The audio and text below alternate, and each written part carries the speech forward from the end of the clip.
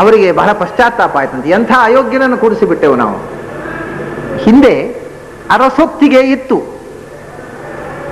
ಈಗ ಪ್ರಜಾಪ್ರಭುತ್ವ ಇದೆ ನೋಡಿ.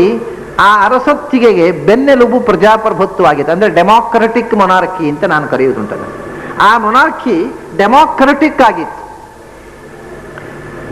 ಅವನು ಪ್ರಜೆಗಳ ಒಪ್ಪಿಗೆಯನ್ನ ಪಡೆದೇ ರಾಜ್ಯಭಾರ ಮಾಡಬೇಕು. ಪ್ರಜೆಗಳಿಗೆ ವಿರುದ್ಧವಾಗಿ ನಡೆದರೆ ಆ ಸಿಂಹಾಸನದಿಂದ ಕಿತ್ತು ತೆಗೆಯುವ ಅಧಿಕಾರವೂ ಪ್ರಜೆಗಳಿಗಿತ್ತು. ಆದರೆ ನಮ್ಮ ಡೆಮಾಕ್ರಸಿ ಉಂಟಲ್ವ, ಅದು ಅರಸೊತ್ತಿಗೆಯ ಗರ್ಭದಲ್ಲಿ ಅರಸೊತ್ತಿಗೆಯನ್ನು ಹೊತ್ತುಕೊಂಡ ಡೆಮಾಕ್ರಸಿ ನಮ್ಮದು. ಅದು ಗರ್ಭದಲ್ಲಿ ಪ್ರಜಾಪ್ರಭುತ್ವವನ್ನು ಹೊತ್ತುಕೊಂಡಂತಹ ಮೊನಾರ್ಕಿ ಹಿಂದೆ ಇದ್ದದ್ದು. ರಾಜನನ್ನು ಕಿತ್ತೆಗೆಯುವ ಅಧಿಕಾರ ಪ್ರಜೆಗಳಿಗಿತ್ತು ಮತ್ತು ಪ್ರಜೆಗಳನ್ನು ಶೋಷಣೆ ಮಾಡುವ ಅಧಿಕಾರ ರಾಜನಿಗಿರಲಿಲ್ಲ. ಮಾಡಿದರೆ ಅವನನ್ನು ತಕ್ಕ ಶಾಸನ ಮಾಡತಕ್ಕಂಥ ಅಧಿಕಾರ ಪ್ರಜೆಗಳಿಗಿತ್ತು. ಈ ಋಷಿಗಳು ಬಂದು ಅವನನ್ನು ಕೊಂದು ಬಿಟ್ರು ಅಂತಾರೆ. ಹುಂಕಾರದಿಂದ ಅವನನ್ನು ನಾಶ ಮಾಡಿಬಿಟ್ರು. ಮತ್ತೆ ಅವನ ಊರುವಿನ ಮಥನದಿಂದ ಒಂದು ಜೀವವನ್ನು ಸೃಷ್ಟಿ ಮಾಡಿದರಂತೆ. ಅವನನ್ನು ಸಿಂಹಾಸನ ಕೂಡಿಸಿದ್ರು. ಅವನೇ ಪೃಥು ಚಕ್ರವರ್ತಿ. ಅವನಿಂದಾಗಿಯೇ ಈ ನೆಲಕ್ಕೆ ಪೃಥ್ವಿ ಅಂತ ಹೆಸರು ಬಂದದ್ದು. ಅಂದರೆ ಮತ್ತೆ ಭೂಮಿಗೆ ಹೊಸ ಜೀವವನ್ನು ಕೊಟ್ಟು ಭೂಮಿಯಲ್ಲಿ ಹೊಸ ಬದುಕನ್ನು ಸೃಷ್ಟಿ ಮಾಡಿದಂಥವನು ಪೃಥು ಚಕ್ರವರ್ತಿ. ಆದ್ದರಿಂದ ಅವನು ವಿಷ್ಣುವಿನ ವಿಶೇಷ ಆವೇಶಾವತಾರ ಅಂತ ಭಾಗವತ ಹೇಳ್ತಾನೆ. ಪೃಥು ಅನ್ನೋನು ಆ ಅಂಶದಲ್ಲಿ ಆದವನು. ಒಂದು ವಿಶೇಷ ಏನು ಅಂದರೆ, ಪೃಥು ಈ ಭೂಮಿಯಲ್ಲಿ ರಾಜನಾಗುವ ತನಕ ಇಲ್ಲಿ ನಗರಗಳ ವ್ಯವಸ್ಥೆ ಇರಲಿಲ್ಲ. ಟೌನ್ಶಿಪ್ಪು, ನಾಗರಿಕತೆ, ನೀರು ಸರಬರಾಜು, ಕಾಲುವೆಗಳು, ಚರಂಡಿಗಳು, ಯಾವ ವ್ಯವಸ್ಥೆಯೂ ಇರಲಿಲ್ಲ. ಎಲ್ಲೆಂದರೆ ಅಲ್ಲಿ ಇರೋದು ಏರುಪೇರಾದ ನೆಲ, ಬೆಟ್ಟ ಗುಡ್ಡಗಳು, ಇಳಿಜಾರು.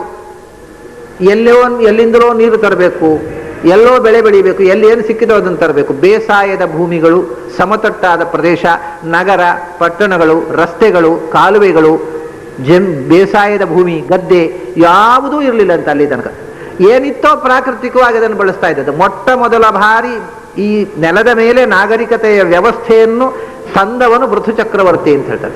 ಅಂದರೆ ನಗರ ವ್ಯವಸ್ಥೆ, ಇಡೀ ಭೂಮಿ ಏರುಪೇರಾಗಿದ್ದ ಭೂಮಿಯನ್ನು ಸಮತಟ್ಟು ಮಾಡಿ, ಅಂದರೆ ಎಲ್ಲಿ ನಗರ ಕಟ್ಟಬೇಕು ಅಲ್ಲಿ ಒಟ್ಟು ಸಮತಟ್ಟು ಮಾಡೋದಲ್ಲ, ಪರ್ವತಗಳು ಇರಬೇಕಲ್ಲ, ನೆಲವನ್ನು ಸಮತಟ್ಟು ಮಾಡಿ ಬೇಸಾಯದ ಭೂಮಿ, ಅದಕ್ಕೆ ಬೇಕಾಗಿರತಕ್ಕಂತಹ ನೀರಾವರಿ ಮತ್ತು ನಗರಗಳು, ನಗರಗಳಿಗೆ ಸಾರಿಗೆ ವ್ಯವಸ್ಥೆ, ರಸ್ತೆಗಳು, ಇದೆಲ್ಲವನ್ನು ಇವತ್ತು ನಾವು ಏನು ನಾಗರಿಕ ವ್ಯವಸ್ಥೆ ಅಂತ ಹೇಳ್ತೇವೆ ಅದನ್ನು ಮೊಟ್ಟ ಮೊದಲ ಬಾರಿ ಈ ಭೂಮಿಯಲ್ಲಿ ಇಂಟ್ರೊಡ್ಯೂಸ್ ಮಾಡಿದವ, ಆಚರಣೆಗೆ ತಂದ. ಮಹಾ ಸುಧಾರಣೆ ಅಂದರೆ ಅವನ ಕಾಲದಲ್ಲಿ ರಾಜ್ಯಭಾರದ ಸುಧಾರಣೆಯ ಆದ್ಯ ಪ್ರವರ್ತಕ ಅವನು. ಆದ್ರಿಂದ ಎಷ್ಟು ದೊಡ್ಡ ವ್ಯಕ್ತಿ ಅವನು ಅಂದರೆ ವಿಷ್ಣುವಿನ ವಿಶೇಷ ಆವೇಶಕ್ಕೆ ಪಾತ್ರನಾದ ಅವನೊಬ್ಬ ಆವೇಶಾವತಾರ ಅಂತ ಭಾಗವತ ಹೇಳ್ತೇವೆ.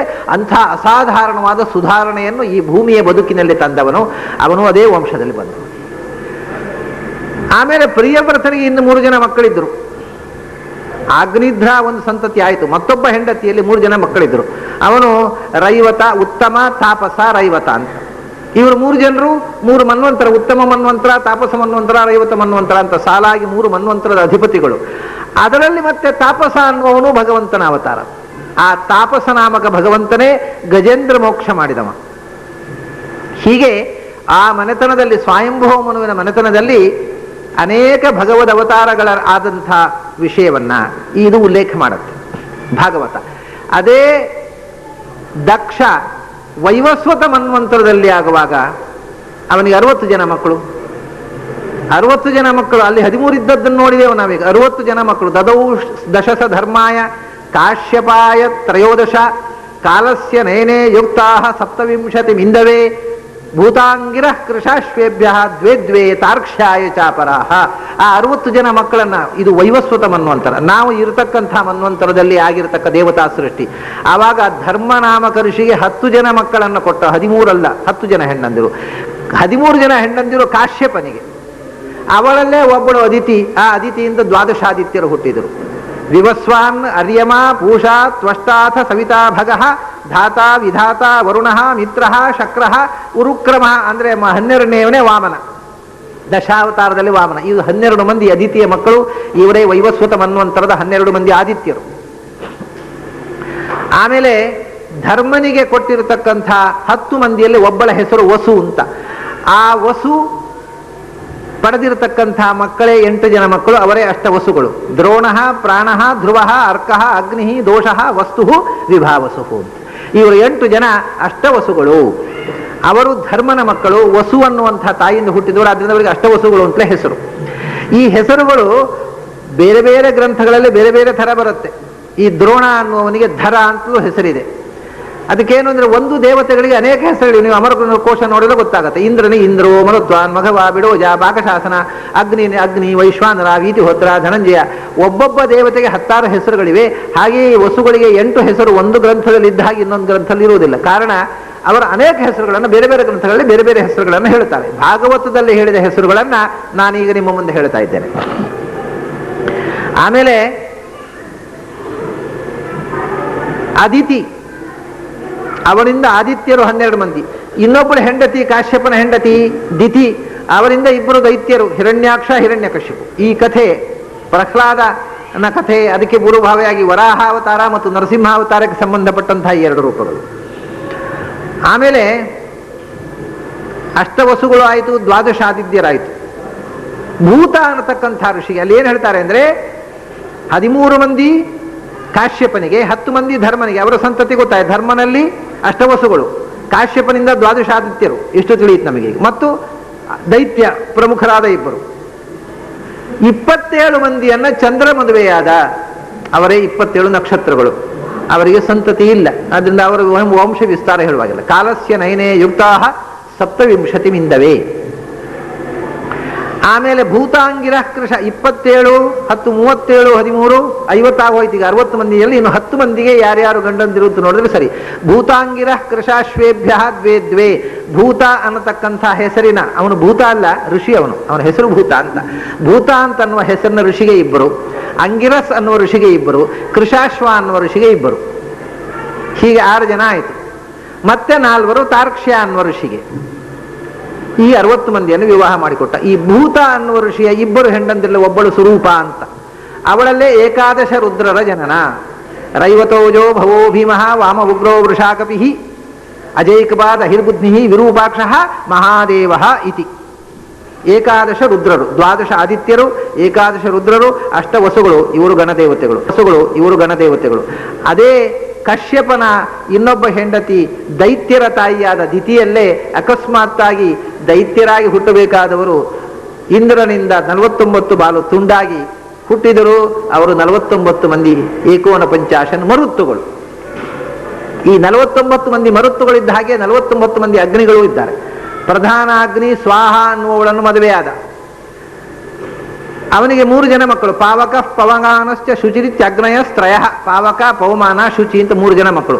ಆ ಒಬ್ಬೊಬ್ಬರಿಗೆ 15 ಜನ ಮಕ್ಕಳು. 15 3 45 3 40. ಪಾವಕ, ಪವಮಾನ, ಶುಚಿ ಅಂತ 3 ಜನ ಮಕ್ಕಳು. ಆ ಒಬ್ಬೊಬ್ಬರಿಗೆ 15 ಜನ ಮಕ್ಕಳು. 15 3 45 3 48 1 49. 15 ಜನ 45 ಜನ ಮೊಮ್ಮಕ್ಕಳು. ಅವರ ಅಪ್ಪಂದಿರು 3 ಜನ, ಮತ್ತು ಅವರ ಅಪ್ಪ ಅಗ್ನಿ, ಪ್ರಧಾನ ಅಗ್ನಿ ಒಬ್ಬ. 45 3 48 1. ಹೀಗೆ ಅಗ್ನಿಯು 49 ಮಂದಿ. ವಾಯು ಮರುತ್ತುಗಳು 49 ಮಂದಿ. ಇವೆಲ್ಲ ಗಣದೇವತೆಗಳು. ಇದು ವೈವಸ್ವತ ಮನ್ವಂತರದ ಗಣದೇವತೆಗಳು. ಅದರಲ್ಲೇ ವಾಮನ ರೂಪದ ಅವತಾರವು ಕೂಡ ಈ ಆದಿತ್ಯರಲ್ಲಿ ಒಬ್ಬನಾಗಿ ಭಗವಂತ ಜನಿಸಿದ್ದು. ಹೀಗೆ ವಂಶ ವಿಸ್ತಾರ, ವೈವಸ್ವತ ಮನ್ವಂತರದ ವಂಶ ವಿಸ್ತಾರವನ್ನು, ಸ್ವಯಂಭುವ ಮನ್ವಂತರದ ವಂಶ ವಿಸ್ತಾರವನ್ನು ಭಾಗವತ ಬಹಳ ವಿಸ್ತಾರವಾಗಿ ನಮಗೆ ವಿವರಿಸುತ್ತೆ. ನಾವೀಗ ಮೊದಲು ಸೃಷ್ಟಿ ಹೇಗಾಯಿತು ಅನ್ನೋದನ್ನು ಭಾಗವತ ಹೇಳುತ್ತೆ ಅನ್ನೋದನ್ನು ಮೊದಲು ನೋಡೋಣ. ಆಮೇಲೆ ಈ ಒಂದೊಂದೇ ವಂಶದಲ್ಲಿ ಏನೇನು ಘಟನೆಗಳು ನಡೆಯಿತು ಮತ್ತು ಅದಕ್ಕೆ ಏನೇನು ಅವತಾರಗಳಾದವು ಅನ್ನೋದನ್ನು ನಾವು ನೋಡೋಣ. ಸೃಷ್ಟಿ ಹೇಗಾಯಿತು?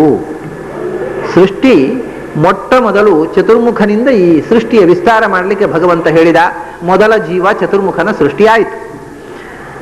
ಆ ಚತುರ್ಮುಖನ ಸೃಷ್ಟಿಗೆ ಮಹತ್ತತ್ವದ ಸೃಷ್ಟಿ ಅಂತಾರೆ. ಮಹತ್ತತ್ವ ಅಂತಂದ್ರೆ ಏನು? ಮಹತ್ತತ್ವ ಅಂತಂದ್ರೆ ಕಾನ್ಷಿಯಸ್, ನಮ್ಮ ಒಳಗಿನ ಸುಪ್ತ ಪ್ರಜ್ಞೆ ಅಂತ ಹೇಳ್ತೇವಲ್ಲ ನಾವು. ಮನುಷ್ಯನ ಒಳಗೆ ಸುಪ್ತ ಪ್ರಜ್ಞೆ ಅಂತ ಸೈಕಾಲಜಿಸ್ಟ್ ಹೇಳ್ತಾರಲ್ಲ, ಆ ಯೂನಿವರ್ಸಲ್ ಸುಪ್ತ ಪ್ರಜ್ಞೆಯನ್ನು ಮಹತ್ತತ್ವ ಅಂತ ಹೇಳ್ತಾರೆ. ಇಡೀ ಜಗತ್ತಿನ ಮೂಲಭೂತವಾದ ಸುಪ್ತ ಪ್ರಜ್ಞೆಯನ್ನು. ಇದು ಒಬ್ಬೊಬ್ಬ ವ್ಯಕ್ತಿಯ, ಅಂದ್ರೆ ಅದಕ್ಕೆ ಇನ್ನೊಂದು ಹೆಸರು, ನಮ್ಮ ಶಾಸ್ತ್ರದಲ್ಲಿ ಹೆಸರು ಅದಕ್ಕೆ ಚಿತ್ತ ಅಂತ. ಚಿತ್ತ ಅಂದ್ರೆ ನಮ್ಮೆಲ್ಲರಲ್ಲಿಯೂ ಚಿತ್ತ ಇದೆ. ಚಿತ್ತ ಅಂದ್ರೆ ಏನು? ನಾವು ಈ ಹಿಂದಿನ ಭೂತಕಾಲದಲ್ಲಿ ನಾವು ಎಷ್ಟು ವರ್ಷ ಈ ಜನ್ಮದಲ್ಲಿ ಬದುಕಿದ್ದೇವೋ ಅಷ್ಟೇ ಅಲ್ಲ, ಅದಕ್ಕಿಂತ ಹಿಂದಿನ ಜನ್ಮದಲ್ಲಿ ಒಟ್ಟು ನಮ್ಮ ಪಾಸ್ಟ್ ಟೆನ್ಸ್ನಲ್ಲಿ ಏನೇನು ಎಷ್ಟೆಷ್ಟು ಜನ್ಮಗಳನ್ನು ತಾಳಿ ಬಂದಿದ್ದೇವೋ ಆ ಜನ್ಮಗಳಲ್ಲಿ ಇದೆ ನಮ್ಮ ಮನಸ್ಸಿನಲ್ಲಿ. ನಮ್ಮ ಲಿಂಗ ಶರೀರದಲ್ಲಿ. It is recorded. ಅದು ಒಳಗೆ ಇದೆ. ಅದೇ ಸ್ಮರಣ ಶಕ್ತಿ. ನೆನಪಾಗತ್ತೆ, ಮೊನ್ನೆ ಆದದ್ದು ನೆನಪಾಗತ್ತೆ, ಬಾಲ್ಯದ್ದು ಕೆಲವು ನೆನಪಾಗತ್ತೆ, ಹಿಂದಿನ ಜನ್ಮದ್ದು ನೆನಪಾಗುವುದಿಲ್ಲ, ಕೆಲವರಿಗೆ ಆಗತ್ತೆ, ಕೆಲವರಿಗೆ ಆಗುವುದೇ ಇಲ್ಲ. ಅದ ಕಾರಣ ಏನು? ಹಾಗಾದ್ರೆ ಏನಾಗಿದೆ, ಈ ಅದು ಆನ್ ಆಗುವುದಿಲ್ಲ, ವೇಸ್ಟ್ ಆಗ್ತಾ ಇದೆ. ಅದನ್ನು ಉಪಯೋಗಿಸಲಿಕ್ಕೆ ನಮಗೆ ಯಾವ ಬಟನ್ ಒತ್ತಬೇಕು, ಅದನ್ನು ಪ್ಲೇ ಮಾಡಬೇಕಾದ್ರೆ ಆ ಕ್ಯಾಸೆಟ್ ಅನ್ನು ಅನ್ನೋದು ಗೊತ್ತಿಲ್ಲ. ಹಾಗಾಗಿ ಇವತ್ತು ವಿಜ್ಞಾನಿಗಳಿಗೂ ಗೊತ್ತಿದೆ, ನಮ್ಮ ಬ್ರೈನ್ ಸೆಲ್ಸ್ನಲ್ಲಿ ಬಹಳ ಅಂಶ ಅನ್ಯೂಸ್ಡ್, ಯುಟಿಲೈಸೇಷನ್ ಇಲ್ಲದೆ, ಉಪಯೋಗ ಇಲ್ಲದೆ ವೇಸ್ಟ್ ಆಗ್ತಾ ಇದೆ. ಅದನ್ನು ಪೂರ್ತಿ ಉಪಯೋಗಿಸಿದರೆ ಭೂತಕಾಲ, ಭವಿಷ್ಯತ್ ಕಾಲ, ವರ್ತಮಾನ ಕಾಲ ಮೂರೂ ನಮ್ಮ ಮುಂದೆ ತೆರೆದುಕೊಳ್ಳುತ್ತೆ. ಇದನ್ನೇ ತ್ರಿಕಾಲ ಜ್ಞಾನಿಗಳಾದರೂ ತ್ರಿಕಾಲ ಜ್ಞಾನಿಗಳು ಅಂತ. ನಾವು ಆ ಪೂರ್ತಿ ಬೀಗ ತೆರೆದು ಬಿಟ್ರೆ ಪೂರ್ತಿ ಲಾಕ್ ಆಗಿದೆ ಅದು ಚಿತ್ತ. ಹಿಂದಿನ ಸ್ಮರಣ ಶಕ್ತಿ, ಅದರ ಅನುಭವದ ಮಡುಗಟ್ಟಿದ ಒಳಗಿರತಕ್ಕಂಥ ಕ್ಯಾಸೆಟ್. ಇದು ನಮ್ಮ ಒಳಗೆ ಒಬ್ಬೊಬ್ಬರೊಳಗೂ ಚಿತ್ತ ಇದೆ. ಈ ಚಿತ್ತ ಅನ್ನುವುದು ಪಿಂಡಾಂಡದಲ್ಲಿ, ಅದನ್ನು ಬ್ರಹ್ಮಾಂಡದಲ್ಲಿ ಮಹತ್ತತ್ವ ಅಂತ ಹೇಳ್ತಾರೆ. ಮಹತ್ತತ್ವ ಅಂದ್ರೂ ಚಿತ್ತ ಅಂದ್ರೂ ಒಂದೇ. ಇದು ಇಡೀ ವಿಶ್ವದ ಸುಪ್ತ ಪ್ರಜ್ಞೆ, ಅದು ಚತುರ್ಮುಖ ಬ್ರಹ್ಮ. ಆ ಸುಪ್ತ ಪ್ರಜ್ಞೆ ಸ್ವಲ್ಪ ಸ್ಪಂದನೆಯಾಗುವುದು, ಜಾಗೃತಗೊಳ್ಳುವಂತಹ ಒಂದು ಸ್ಥಿತಿ ಉಂಟಲ್ಲ, ಅದನ್ನ ಮಹತ್ತತ್ವದ ಸೃಷ್ಟಿ ಅಂತ ಹೇಳ್ತಾರೆ. ಅಲ್ಲಿಯ ತನಕ ಸ್ತಬ್ಧವಾಗಿತ್ತು, ಯಾವ ಸ್ಪಂದವೂ ಇಲ್ಲದೆ, ಪ್ರಳಯ ಕಾಲದಲ್ಲಿ ಯಾವ ಚಲನೆಯೂ ಇಲ್ಲ. ಚಲನೆ ಅಂದ್ರೆ ಕ್ರಿಯೆ, ಕ್ರಿಯೆ ಅಂದ್ರೆ ಉತ್ಪತ್ತಿ, ಕ್ರಿಯೇಷನ್ನು. ಕ್ರಿಯೆ ಅಂದ್ರೆ ಕ್ರಿಯೇಷನ್ನು, ಚಲನೆಯೇ ಇಲ್ಲ. ಗುಣ ಸಾಮ್ಯ ಅಂತ ಹೇಳ್ತಾರೆ. ತ್ರಿಗುಣಗಳು ಸ್ತಬ್ಧವಾಗಿದ್ದಾಗ ತ್ರಿಗುಣಗಳಲ್ಲಿ ಚಲನೆ ಪ್ರಾರಂಭ ಆಯಿತು. ಆ ಚಲನೆಯಿಂದ ವೈಬ್ರೇಷನ್ ಏನು, ಅದರ ಫಸ್ಟ್ ವೈಬ್ರೇಷನ್ ಈಸ್ ಕಾಲ್ಡ್ ಮಹತ್ತತ್ವ. ಅಂದ ಪ್ರಥಮಂ ಮಹತಃ ಸೃಷ್ಟ ಗುಣವೈಷಮ್ಯಮಾತ್ಮನಃ, ಅದು ಮಹತಃ ಸೃಷ್ಟಿ ಪ್ರಥಮ ಮೊದಲಾಗಿರತಕ್ಕಂಥ. ಆದ್ಯಸ್ತು ಮಹತಃ ಸರ್ಗ, ಮೊದಲು ಸೃಷ್ಟಿಯ ಪ್ರಾರಂಭದಲ್ಲಿ ಆ ಸುಪ್ತ ಪ್ರಜ್ಞೆಯ ಶಕ್ತಿ ಜಾಗೃತವಾಯಿತು. ಒಂಥರದ ಯೂನಿವರ್ಸಲ್ ಕಾನ್ಷಿಯಸ್ನೆಸ್ ಅಂತ ಹೇಳ್ಬಹುದು ಅದನ್ನ, ಮಹತ್ತತ್ವವನ್ನ.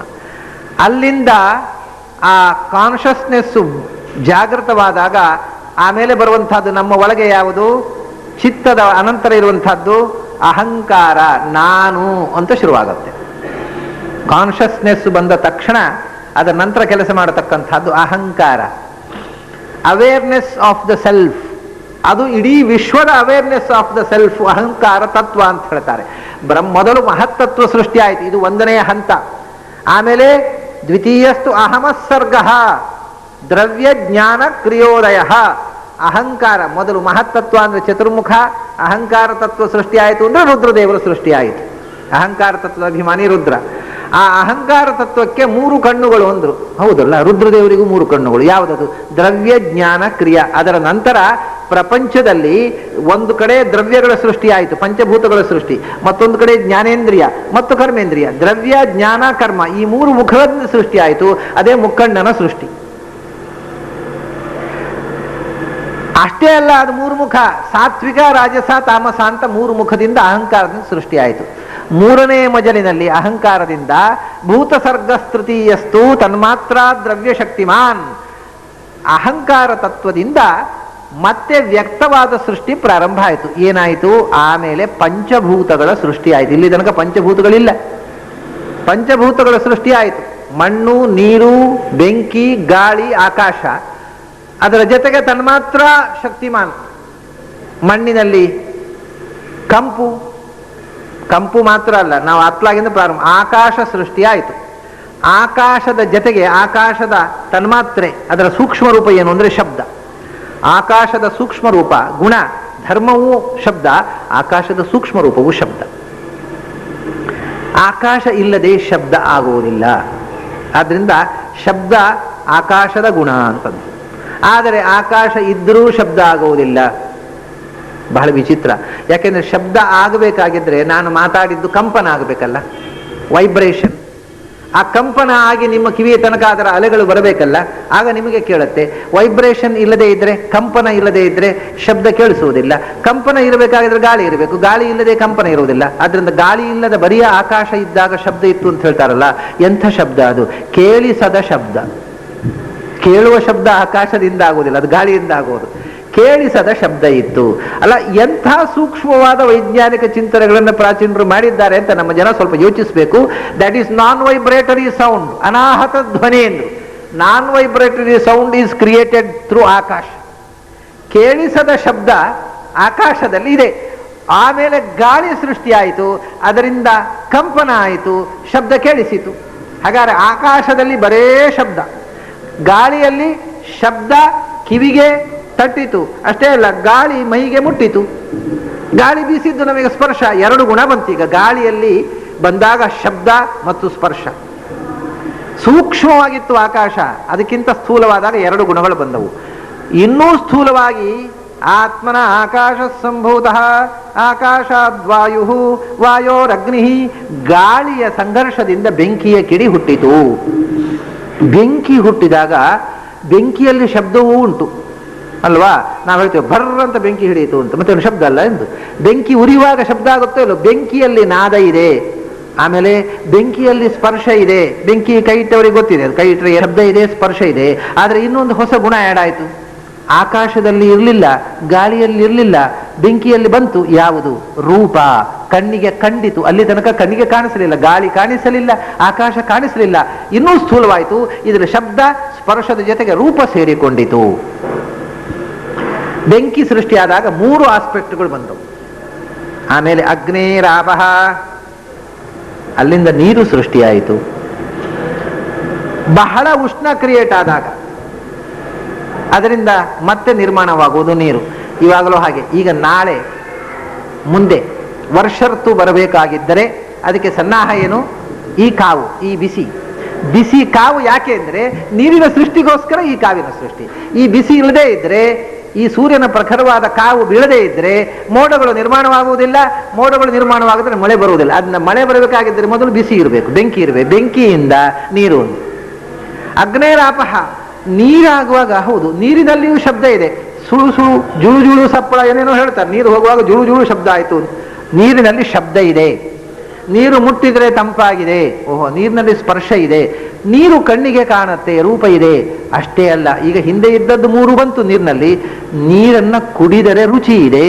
ಇಷ್ಟವರೆಗೆ ರುಚಿ ಅಂತ ಒಂದಿಲ್ಲ. ಬೆಂಕಿಗೆ ರುಚಿ ಇಲ್ಲ, ಗಾಳಿಗೆ ರುಚಿ ಇಲ್ಲ, ಆಕಾಶಕ್ಕೆ ರುಚಿ ಇಲ್ಲ. ನೀರಿಗೆ ಒಂದು ರುಚಿ ಬಂತು. ಹಾಗಾದ್ರೆ ಶಬ್ದ ಸ್ಪರ್ಶ ರೂಪದ ಜೊತೆಗೆ ರಸ ಸೇರಿತು. ನೀರು ಘನವಾಗಿ ಘನವಾಗಿ ಮಣ್ಣಾಯಿತು. ಅದ್ಭ್ಯ ಪೃಥಿವಿ, ಮಣ್ಣು ಪಂಚಭೂತಗಳಲ್ಲಿ ಕೊನೆಯದು. ಇದಕ್ಕೆ ವಿಶೇಷ ಅಂತ ಹೆಸರು. ಅಂದ್ರೆ ಸ್ಥೂಲ ಅಂತ ಎಲ್ಲ ಆಸ್ಪೆಕ್ಟ್ಗಳು ಇರುವಂತಹದ್ದು. ಅದರಲ್ಲೆಲ್ಲ ಒಂದೊಂದು ಒಂದೊಂದು, ಒಂದಿದ್ದದ್ದು ಎರಡಾಯ್ತು, ಮೂರಾಯ್ತು, ನಾಲ್ಕಾಯ್ತು. ಮಣ್ಣಿನಲ್ಲಿ ಎಲ್ಲ ಇದೆ. ಮಣ್ಣಿನಲ್ಲಿ ಶಬ್ದ ಇದೆ. ಮಣ್ಣಿನ ಬಡಿದ್ರೆ ಶಬ್ದ ಆಗತ್ತೆ. ಶಬ್ದ ಸ್ಪರ್ಶ ಇದೆ, ಮಣ್ಣನ್ನು ಮುಟ್ಲಿಕ್ಕಾಗತ್ತೆ. ಮಣ್ಣಿಗೆ ರೂಪ ಇದೆ, ನೋಡ್ಲಿಕ್ಕಾಗತ್ತೆ. ಇನ್ನೊಂದು ತಮಾಷೆ ಏನು ಅಂದ್ರೆ ಬೆಂಕಿಯಲ್ಲಿ ನೀರಿನಲ್ಲಿ ಎಲ್ಲ ಒಂದೊಂದೇ ರೂಪ ಇದ್ದದ್ದು.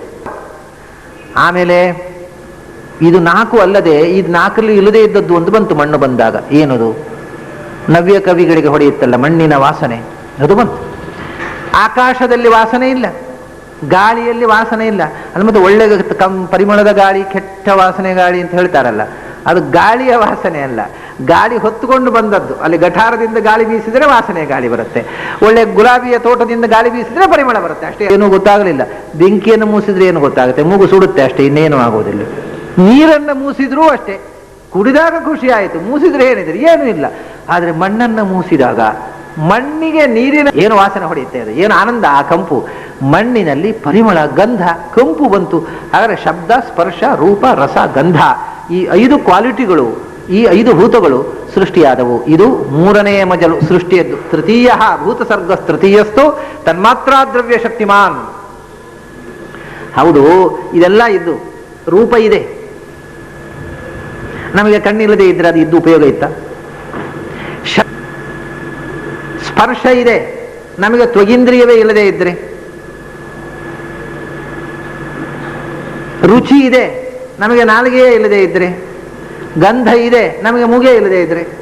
ಇದ್ದು ಏನು ಉಪಯೋಗ? 4ನೇ ಸ್ಟೇಜ್ನಲ್ಲಿ ಚತುರ್ಥ ಐಂದ್ರಿಯ ಸರ್ಗ ದ್ರವ್ಯ ಎಷ್ಟು ಜ್ಞಾನ ಕ್ರಿಯಾತ್ಮಕ ಅಂತ. ಅದರ ನಂತರ ಇಂದ್ರಿಯಗಳ ಸೃಷ್ಟಿಯಾಯಿತು. ಅದು 10 ಮುಖದಿಂದ ಆಯಿತು. ಅಂದ್ರೆ ಜ್ಞಾನೇಂದ್ರಿಯ 5, ಕರ್ಮೇಂದ್ರಿಯ 5, 5 ವಿಷಯಗಳಿವೆ. ಅದಕ್ಕೆ 5 ಇಂದ್ರಿಯಗಳು. ಆಕಾಶದಲ್ಲಿ ಶಬ್ದ ಇದೆ, ಕೇಳಲಿಕ್ಕೆ ಕಿವಿಯ ಸೃಷ್ಟಿಯಾಯಿತು. ಗಾಳಿಯಲ್ಲಿ ಸ್ಪರ್ಶ ಇದೆ, ಅನುಭವಿಸಲಿಕ್ಕೆ ತ್ವಗಿಂದ್ರಿಯದ ಸೃಷ್ಟಿಯಾಯಿತು.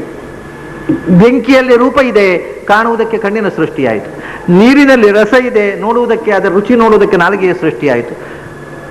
ಮಣ್ಣಿನಲ್ಲಿ ಕಂಪು ಇದೆ, ಮೂಸುವುದಕ್ಕೆ ಮೂಗಿನ ಸೃಷ್ಟಿಯಾಯಿತು. ಹೀಗೆ 5 ಜ್ಞಾನೇಂದ್ರಿಯಗಳು ಸೃಷ್ಟಿಯಾದವು.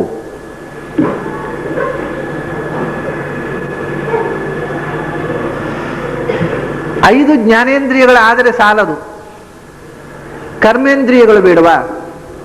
ಮನುಷ್ಯ ಕರ್ಮ ಮಾಡಬೇಕು, ಕೆಲಸ ಮಾಡಬೇಕು. ಅದಕ್ಕೋಸ್ಕರ ಕೆಲಸ ಮಾಡುವುದಕ್ಕೆ ಕೈ, ನಡೆದಾಡುವುದಕ್ಕೆ ಕಾಲು, ಬಾಯಿ ಇದ್ದ ಹಾಗೆ ಮಾತಾಡುವುದಕ್ಕೆ ಬಾಯಿ, ವಾಗೀಂದ್ರಿಯ. ವಾಕ್ ಪಾಣಿ, ವಾಗೀಂದ್ರಿಯ, ಪಾಣಿ, ಪಾದ. ಆಮೇಲೆ ಇದೆಲ್ಲ ನಮಗೆ ಉಪಯೋಗಕ್ಕೆ ಬೀಳೋದು. ಉಪಯೋಗ ಬೀಳದೇ ಇದ್ದದ್ದನ್ನು ರಿಜೆಕ್ಟ್ ಮಾಡಲಿಕ್ಕೆ ಒಂದು ಇಂದ್ರಿಯ ಸರ್ಗ. ವೈಕಾರಿಕ ದೇವಸರ್ಗ ಪಂಚಮಃ ಯನ್ಮಯಂ ಮನಃ. ಆಮೇಲೆ ಇದೆಲ್ಲ ಇದ್ದು ಕೂಡ ಈಗ ನೋಡಿ, ಕಣ್ಣಿದೆ, ಕಿವಿ ಇದೆ, ಮೂಗಿದೆ, ನಾಲಿಗೆ ಇದೆ, ಚರ್ಮ ಇದೆ. ಇದರಲ್ಲಿ ಶಬ್ದ ಸ್ಪರ್ಶ ರೂಪರಸ ಗಂಧವೂ ಇದೆ. ಮನಸ್ಸು ಒಂದು ಬಗೆ ಇಲ್ಲ. ಏನಾದರೂ ಉಪಯೋಗ ಉಂಟಾ? ಕಣ್ಣಿದೆ ಆದರೂ ಕಾಣುವುದಿಲ್ಲ, ಯಾಕೆಂದ್ರೆ ಮನಸ್ಸೇ ಇಲ್ಲ. ಮನಸ್ಸಿಗೂ ಕಣ್ಣಿಗೂ ಆತ್ಮಕ್ಕೂ, ಒಳಗಿರುವ ಆತ್ಮಕ್ಕೂ ಈ ಕಣ್ಣಿಗೂ ಮಧ್ಯದಲ್ಲಿ ಅದನ್ನು ಕಾಂಟ್ಯಾಕ್ಟ್ ಮಾಡತಕ್ಕಂಥದ್ದು ಅಂತಃಕರಣ, ಮನಸ್ಸು.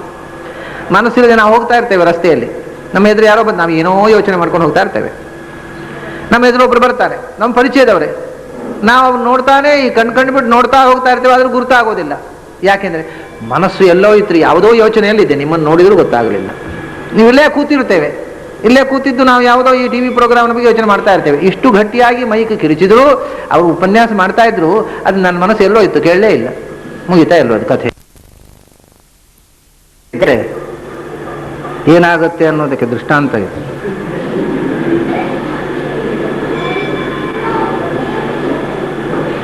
ಎಲ್ಲ ಇದ್ದು ಮನಸ್ಸೊಂದಿದ್ರೆ ಏನೂ ಆಗೋದಿಲ್ಲ. ಅದನ್ನ ನಮಗೆ ಮುಖ್ಯ ಮನಸ್ಸು ಬೇಕು. ಕಣ್ಣಿದ್ರು ಕಾಣೋದಿಲ್ಲ, ಕಿವಿದ್ರು ಕೇಳೋದಿಲ್ಲ, ಏನೂ ಆಗುವುದಿಲ್ಲ ಮನಸ್ಸಿಲ್ಲದಿದ್ರೆ. ಅದಕ್ಕೋಸ್ಕರ 5ನೇ ಭಜನ್ನಲ್ಲಿ ಮನಸ್ಸು ಅಂತಃಕರಣದ ಸೃಷ್ಟಿಯಾಯಿತು. ಮನಸ್ಸು ಅಂದ್ರೆ ಬರೀ ಮನಸ್ಸಲ್ಲ, ಮನಸ್ಸು ಮತ್ತು ಬುದ್ಧಿ ಎರಡನ್ನು ಒಟ್ಟಿಗಿನ ಮನಸ್ಸು ಅಂತ ಹೇಳ್ತಾರೆ. ಯಾಕೆಂದ್ರೆ ಅದರ ಮೇಲಿನದ್ದು ಅಹಂಕಾರ ಚಿತ್ತ ಮೊದಲೇ ಸೃಷ್ಟಿಯಾಗಿಬಿಟ್ಟಿದೆ. ಅಹಂಕಾರ ಚಿತ್ತದ 3 ಭಾಗ ಆಗಿರತಕ್ಕಂಥದ್ದು ಮನಸ್ಸು ಬುದ್ಧಿ. ಈ ಮನಸ್ಸು ಮತ್ತು ಬುದ್ಧಿ ಎರಡೂ ಬೇಕು. ಕೆಲವರಿಗೆ ಮನಸ್ಸಿರುತ್ತೆ, ಬುದ್ಧಿ ಇರೋದಿಲ್ಲ. ಕೆಲವರಿಗೆ ಬುದ್ಧಿ ಇರುತ್ತೆ, ಮನಸ್ಸು ಇರೋದಿಲ್ಲ. ಎರಡೂ ಕಷ್ಟವೇ. ಬುದ್ಧಿ ಇಲ್ಲದೆ ಇದ್ದವರಿಗೆ ಮನಸ್ಸಿದ್ರೆ ಬಹಳ ಬಚೀತಿ. ಮನಸ್ಸು ಇದ್ದವರಿಗೆ ಬುದ್ಧಿ ಇದ್ದವರಿಗೆ ಮನಸ್ಸಿಲ್ಲದೆ ಇದ್ರೂ ತೊಂದರೆ. ಯಾಕಂದ್ರೆ ಅವ್ರಿಗೆ ಬುದ್ಧಿ ಇದೆ, ಒಳ್ಳೆ ಕೆಲಸ ಮಾಡಬಲ್ಲರು, ಅದು ಮನಸ್ಸಿಲ್ಲ. ಮಾಡೋ ಬುದ್ಧಿ ಇದ್ರೂ ಮನಸ್ಸಿಲ್ಲದೆ. ಅದರಿಂದ ಮನಸ್ಸು ಮತ್ತು ಬುದ್ಧಿ ಅಂದರೆ, ಮನಸ್ಸು ಅಂದರೆ ಬಯಕೆ, ಆಸೆ, ಆಕಾಂಕ್ಷೆಗಳನ್ನು ಹುಟ್ಟಿಸುವ ಇಂದ್ರಿಯ. ಬುದ್ಧಿ ಅಂದರೆ ತೀರ್ಮಾನ ತೆಗೆದುಕೊಳ್ಳುವ ಇಂದ್ರಿಯ. ಮೊದಲು ಆಸೆ ಆಕಾಂಕ್ಷೆಗಳು, ಅದು ಬೇಕು, ಇದು ಬೇಕು, ಅದನ್ನು ನೋಡಬೇಕು, ಇದನ್ನು ಕೇಳಬೇಕು, ಅದನ್ನು ಮಾಡಬೇಕು, ಅದನ್ನು ತಿನ್ನಬೇಕು, ಇದೆಲ್ಲ ಆಸೆಗಳನ್ನು ಹುಟ್ಟಿಸುವ ಇಂದ್ರಿಯಕ್ಕೆ ಮನಸ್ಸು ಅಂತ. ಅದರಲ್ಲಿ ಯಾವುದು ಬೇಕು ಯಾವುದು ಬೇಡ ಅನ್ನುವ ತೀರ್ಮಾನವನ್ನು ಮನಸ್ಸು ಮಾಡುವುದಿಲ್ಲ, ಸುಮ್ಮನೆ ಆಸೆಗಳನ್ನು ಹುಟ್ಟಿಸುತ್ತೆ. ಆಸೆಗಳನ್ನು ಹುಟ್ಟಿಸಿ ಕಡೆಗೆ ಯಾವುದು ಬೇಕು ಯಾವುದು ಬೇಡ ಅಂತ ಅನ್ನುವ ಗೊತ್ತಾಗದ ಗೊಂದಲವನ್ನು, ಕನ್ಫ್ಯೂಷನ್ ಅನ್ನು ಹುಟ್ಟಿಸುತ್ತೆ. ಆವಾಗ ಬುದ್ಧಿ ಇದು ಬೇಕು ಇದು ಬೇಡ ಅಂತ ತೀರ್ಮಾನ ಮಾಡುತ್ತೆ. ಅದು ತೀರ್ಮಾನ ಸರಿ ಇರಬಹುದು ಅಥವಾ ಒಮ್ಮೊಮ್ಮೆ ತಪ್ಪು ಇರಬಹುದು. ಬುದ್ಧಿಯ ತೀರ್ಮಾನವೆಲ್ಲ ಕರೆಕ್ಟು ಅಂತಲ್ಲ, ಅಂತೂ ತೀರ್ಮಾನ ಮಾಡುವ ಕೆಪಾಸಿಟಿ ಉಂಟು ಅದಕ್ಕೆ. ಸರಿ ಇರಲಿ ತಪ್ಪಿಲ್ಲ ಒಂದು ತೀರ್ಮಾನ ಮಾಡುತ್ತೆ. ಮನಸ್ಸು ಅದು ತೀರ್ಮಾನವೇ ಮಾಡೋದಿಲ್ಲ, ನನಗೊತ್ತಿಲ್ಲ, ಏನು ಬೇಕಾದ್ರೆ ಮಾಡುವಂತ ಕೂತ್ಬಿಡುತ್ತೆ ಅದು. ಹಾಗಾಗಿ ಮನಸ್ಸು ಮತ್ತು ಬುದ್ಧಿ ಎರಡು ಇಂದ್ರಿಯಗಳು ಕೂಡ ಸರಿಯಾಗಿ ಒಳಗಿಂದ ಕೆಲಸ ಮಾಡ್ತಾ ಇದ್ರೆ ಮಾತ್ರ ಮನುಷ್ಯ ತನ್ನ ಆಸೆ ಆಕಾಂಕ್ಷೆಗಳನ್ನು ಹೇಗೆ ಮಾಡಬೇಕು ಅನ್ನುವ ತೀರ್ಮಾನ ಮಾಡಿ ಕ್ರಿಯೆ ಮಾಡೋದು ಸಾಧ್ಯವಾಗುತ್ತೆ. 5ನೇ ಮಜಲ್ನಲ್ಲಿ ಈ ಅಂತಃಕರಣದ ಸೃಷ್ಟಿ ಆಯ್ತಂತೆ. ಅಷ್ಟೇ ಅಲ್ಲ, ಈ ಇಂದ್ರಿಯಗಳೆಲ್ಲ ಕೆಲಸ ಮಾಡಬೇಕಾಗಿದ್ರೆ ಇವೆಲ್ಲ ಬರೇ ಈ ಕಣ್ಣು ಕಿವಿ ಇವೆಲ್ಲ ಬರೇ ಕಂಪ್ಯೂಟರ್ಗಳಲ್ವ, ಇವು ಯಂತ್ರಗಳ ಸೃಷ್ಟಿ ಆಯಿತು. ಯಂತ್ರಗಳ ಸೃಷ್ಟಿ ಆದರೆ ಸಾಕು, ಅದನ್ನು ಆಪರೇಟ್ ಮಾಡ್ತಕ್ಕವರು ಸೃಷ್ಟಿ ಆಗಬೇಕು ಬೇಡ. ಆಪರೇಟರ್ ಇಲ್ಲದಿದ್ರೆ ಬರೀ ಕಂಪ್ಯೂಟರನ್ನು ಇಟ್ಟರೆ, ಕಂಪ್ಯೂಟರನ್ನ ಪರ್ಚೇಸ್ ಮಾಡಿ ಒಳಗಿಟ್ಟು ಕೂಡಲೇ ನಮ್ಗೆ ಬೇಕಾದ ಇನ್ಫಾರ್ಮೇಶನ್ ಕೊಡುವುದಿಲ್ಲ. ನಾವು ಅದನ್ನ ಕಂಪ್ಯೂಟರ್ ಸೈನ್ಸ್ ಅಲ್ಲಿ ಅಧ್ಯಯನ ಮಾಡಿದ್ರೆ ಅದಕ್ಕೆ ಫೀಡ್ ಮಾಡಿ ಅದನ್ನು ಬೇಕಾದಂತಹ ಕೆಲಸ ತಗೋಬೇಕು. ಹಾಗೆ ಈ ಕಂಪ್ಯೂಟರನ್ನು ಆಪರೇಟ್ ಮಾಡ್ತಕ್ಕವರು ಸೃಷ್ಟಿ ಆಯ್ತಂತೆ. ಯಾರವರು ಎಲ್ಲ ಒಂದೊಂದು ಇಂದ್ರಿಯಕ್ಕೆ ಒಬ್ಬೊಬ್ಬ ದೇವತೆಗಳು ಆಪರೇಟ್ ಮಾಡೋರಿದ್ದಾರೆ. ಅದೇ ಆ 5ನೇ ಭಜನಲ್ಲಿ ವೈಕಾರಿಕೋ ದೇವಸರ್ಗ ಪಂಚಮಃ. ಯಾವ ಯಾವ ದೇವತೆಗಳು? ಅಂದರೆ ದಿಗ್ವಾತಾರ್ಕ ಪ್ರಚೋದಯಶ್ವಿ ವಹ್ನೀಂದ್ರೋಪೇಂದ್ರ ಮಿತ್ರಕಾ, ಇದಕ್ಕೂ ಬೇರೆ ಬೇರೆ ಕಡೆ ಬೇರೆ ಬೇರೆ ದೇವತೆಗಳನ್ನು ಹೇಳಿದ್ದಾರೆ. ಭಾಗವತದಲ್ಲಿ ಹೇಳುವಂಥ ದೇವತೆಗಳ ಶಕ್ತಿ ಇದು. ಕಿವಿಯನ್ನು ಸೃಷ್ಟಿ ಮಾಡಿದ, ಶಬ್ದ ಕೇಳಬೇಕು ಅಂತ. ಆ ಇಂದ್ರಿಯವನ್ನು ಆಪರೇಟ್ ಮಾಡತಕ್ಕಂಥ ದೇವತೆಗಳು ಯಾರು ಅಂದರೆ ದಿಗ್ದೇವತೆಗಳೇ ಅಂದರು. ದಿಗ್ದೇವತೆಗಳು ಅಂದರೆ ಮಿತ್ರ, ಪೂರ್ವಕ್ಕೆ ಮಿತ್ರ, ದಕ್ಷಿಣಕ್ಕೆ ಯಮ, ಪಶ್ಚಿಮಕ್ಕೆ ವರುಣ, ಉತ್ತರಕ್ಕೆ ಕುಬೇರ ಮತ್ತು ಮುಖ್ಯವಾಗಿ ಸೋಮ, ಚಂದ್ರ. ಈ 5 ದೇವತಾ ಶಕ್ತಿಗಳು ಕಿವಿಗೂ ದೇವತೆಗಳು ಅಂದ್ರೆ ಯಾಕೆಂದ್ರೆ ಶಬ್ದಗಳು 4 ದಿಕ್ಕುಗಳಿಂದ ಕಿವಿಗೆ ಬರಬೇಕು. ಆದ್ರಿಂದ ದಿಗ್ದೇವತೆಗಳೇ ದಿಕ್ಕುಗಳಿಂದ ಶಬ್ದವನ್ನು ತಂದು ಕಿವಿಯಿಂದ ಕೇಳುವ ಹಾಗೆ ಮಾಡ್ತಾರೆ. ದಿಗ್ದೇವತೆಗಳೇ ಶ್ರೋತ್ರ ದೇವತೆಗಳು ಅಂತ. ಸ್ಪರ್ಶ ಅನ್ನುವುದು ಮೂಲಭೂತವಾಗಿ ಗಾಳಿಯ ಗುಣ. ಆದ್ರಿಂದ ವಾಯುದೇವನೇ, ಪ್ರವಹವಾಯುವೇ ಸ್ಪರ್ಶೇಂದ್ರಿಯದ ದೇವತೆ, ಅಥವಾ ಭೂತವಾಯು ಸ್ಪರ್ಶೇಂದ್ರಿಯದ ದೇವತೆ. ಕಣ್ಣಿನಿಂದ ರೂಪ ಕಾಣುವುದಕ್ಕೆ ಕಣ್ಣು ಯಾವ ದೇವತೆ? ಕಣ್ಣಿನ ಆಪರೇಟ್ ಮಾಡತಕ್ಕಂತಹ ದೇವತೆ ಯಾರು ಅಂದರೆ ಸೂರ್ಯ ಅಂದ್ರು. ಯಾಕೆಂದ್ರೆ ಒಂದು ವಸ್ತು ಇದ್ದರೆ ಸಾಲದು. ನಮಗೆ ಕಾಣಬೇಕಾದರೆ, ವಸ್ತುವನ್ನು ಕಾಣಬೇಕಾಗಿದ್ದರೆ ವಸ್ತುವಿಗೆ ರೂಪ ಇದ್ದರೆ ಸಾಲದು. ಹೊರಗಿನಿಂದ ಒಂದು ಬೆಳಕು ಬೇಕು, ಒಳಗಿನಿಂದ ಒಂದು ಬೆಳಕು ಬೇಕು. ಹೊರಗಿನಿಂದ ಸೂರ್ಯನ ಬೆಳಕು ಹಾಯಿದಾಗ ರಾತ್ರಿ ಹೊತ್ತು ಮನೆ ತುಂಬಾ ವಸ್ತು ಇದ್ರು, ದಾರಿ ತುಂಬಾ ಇದ್ರು ಏನೂ ಕಾಣುವುದಿಲ್ಲ.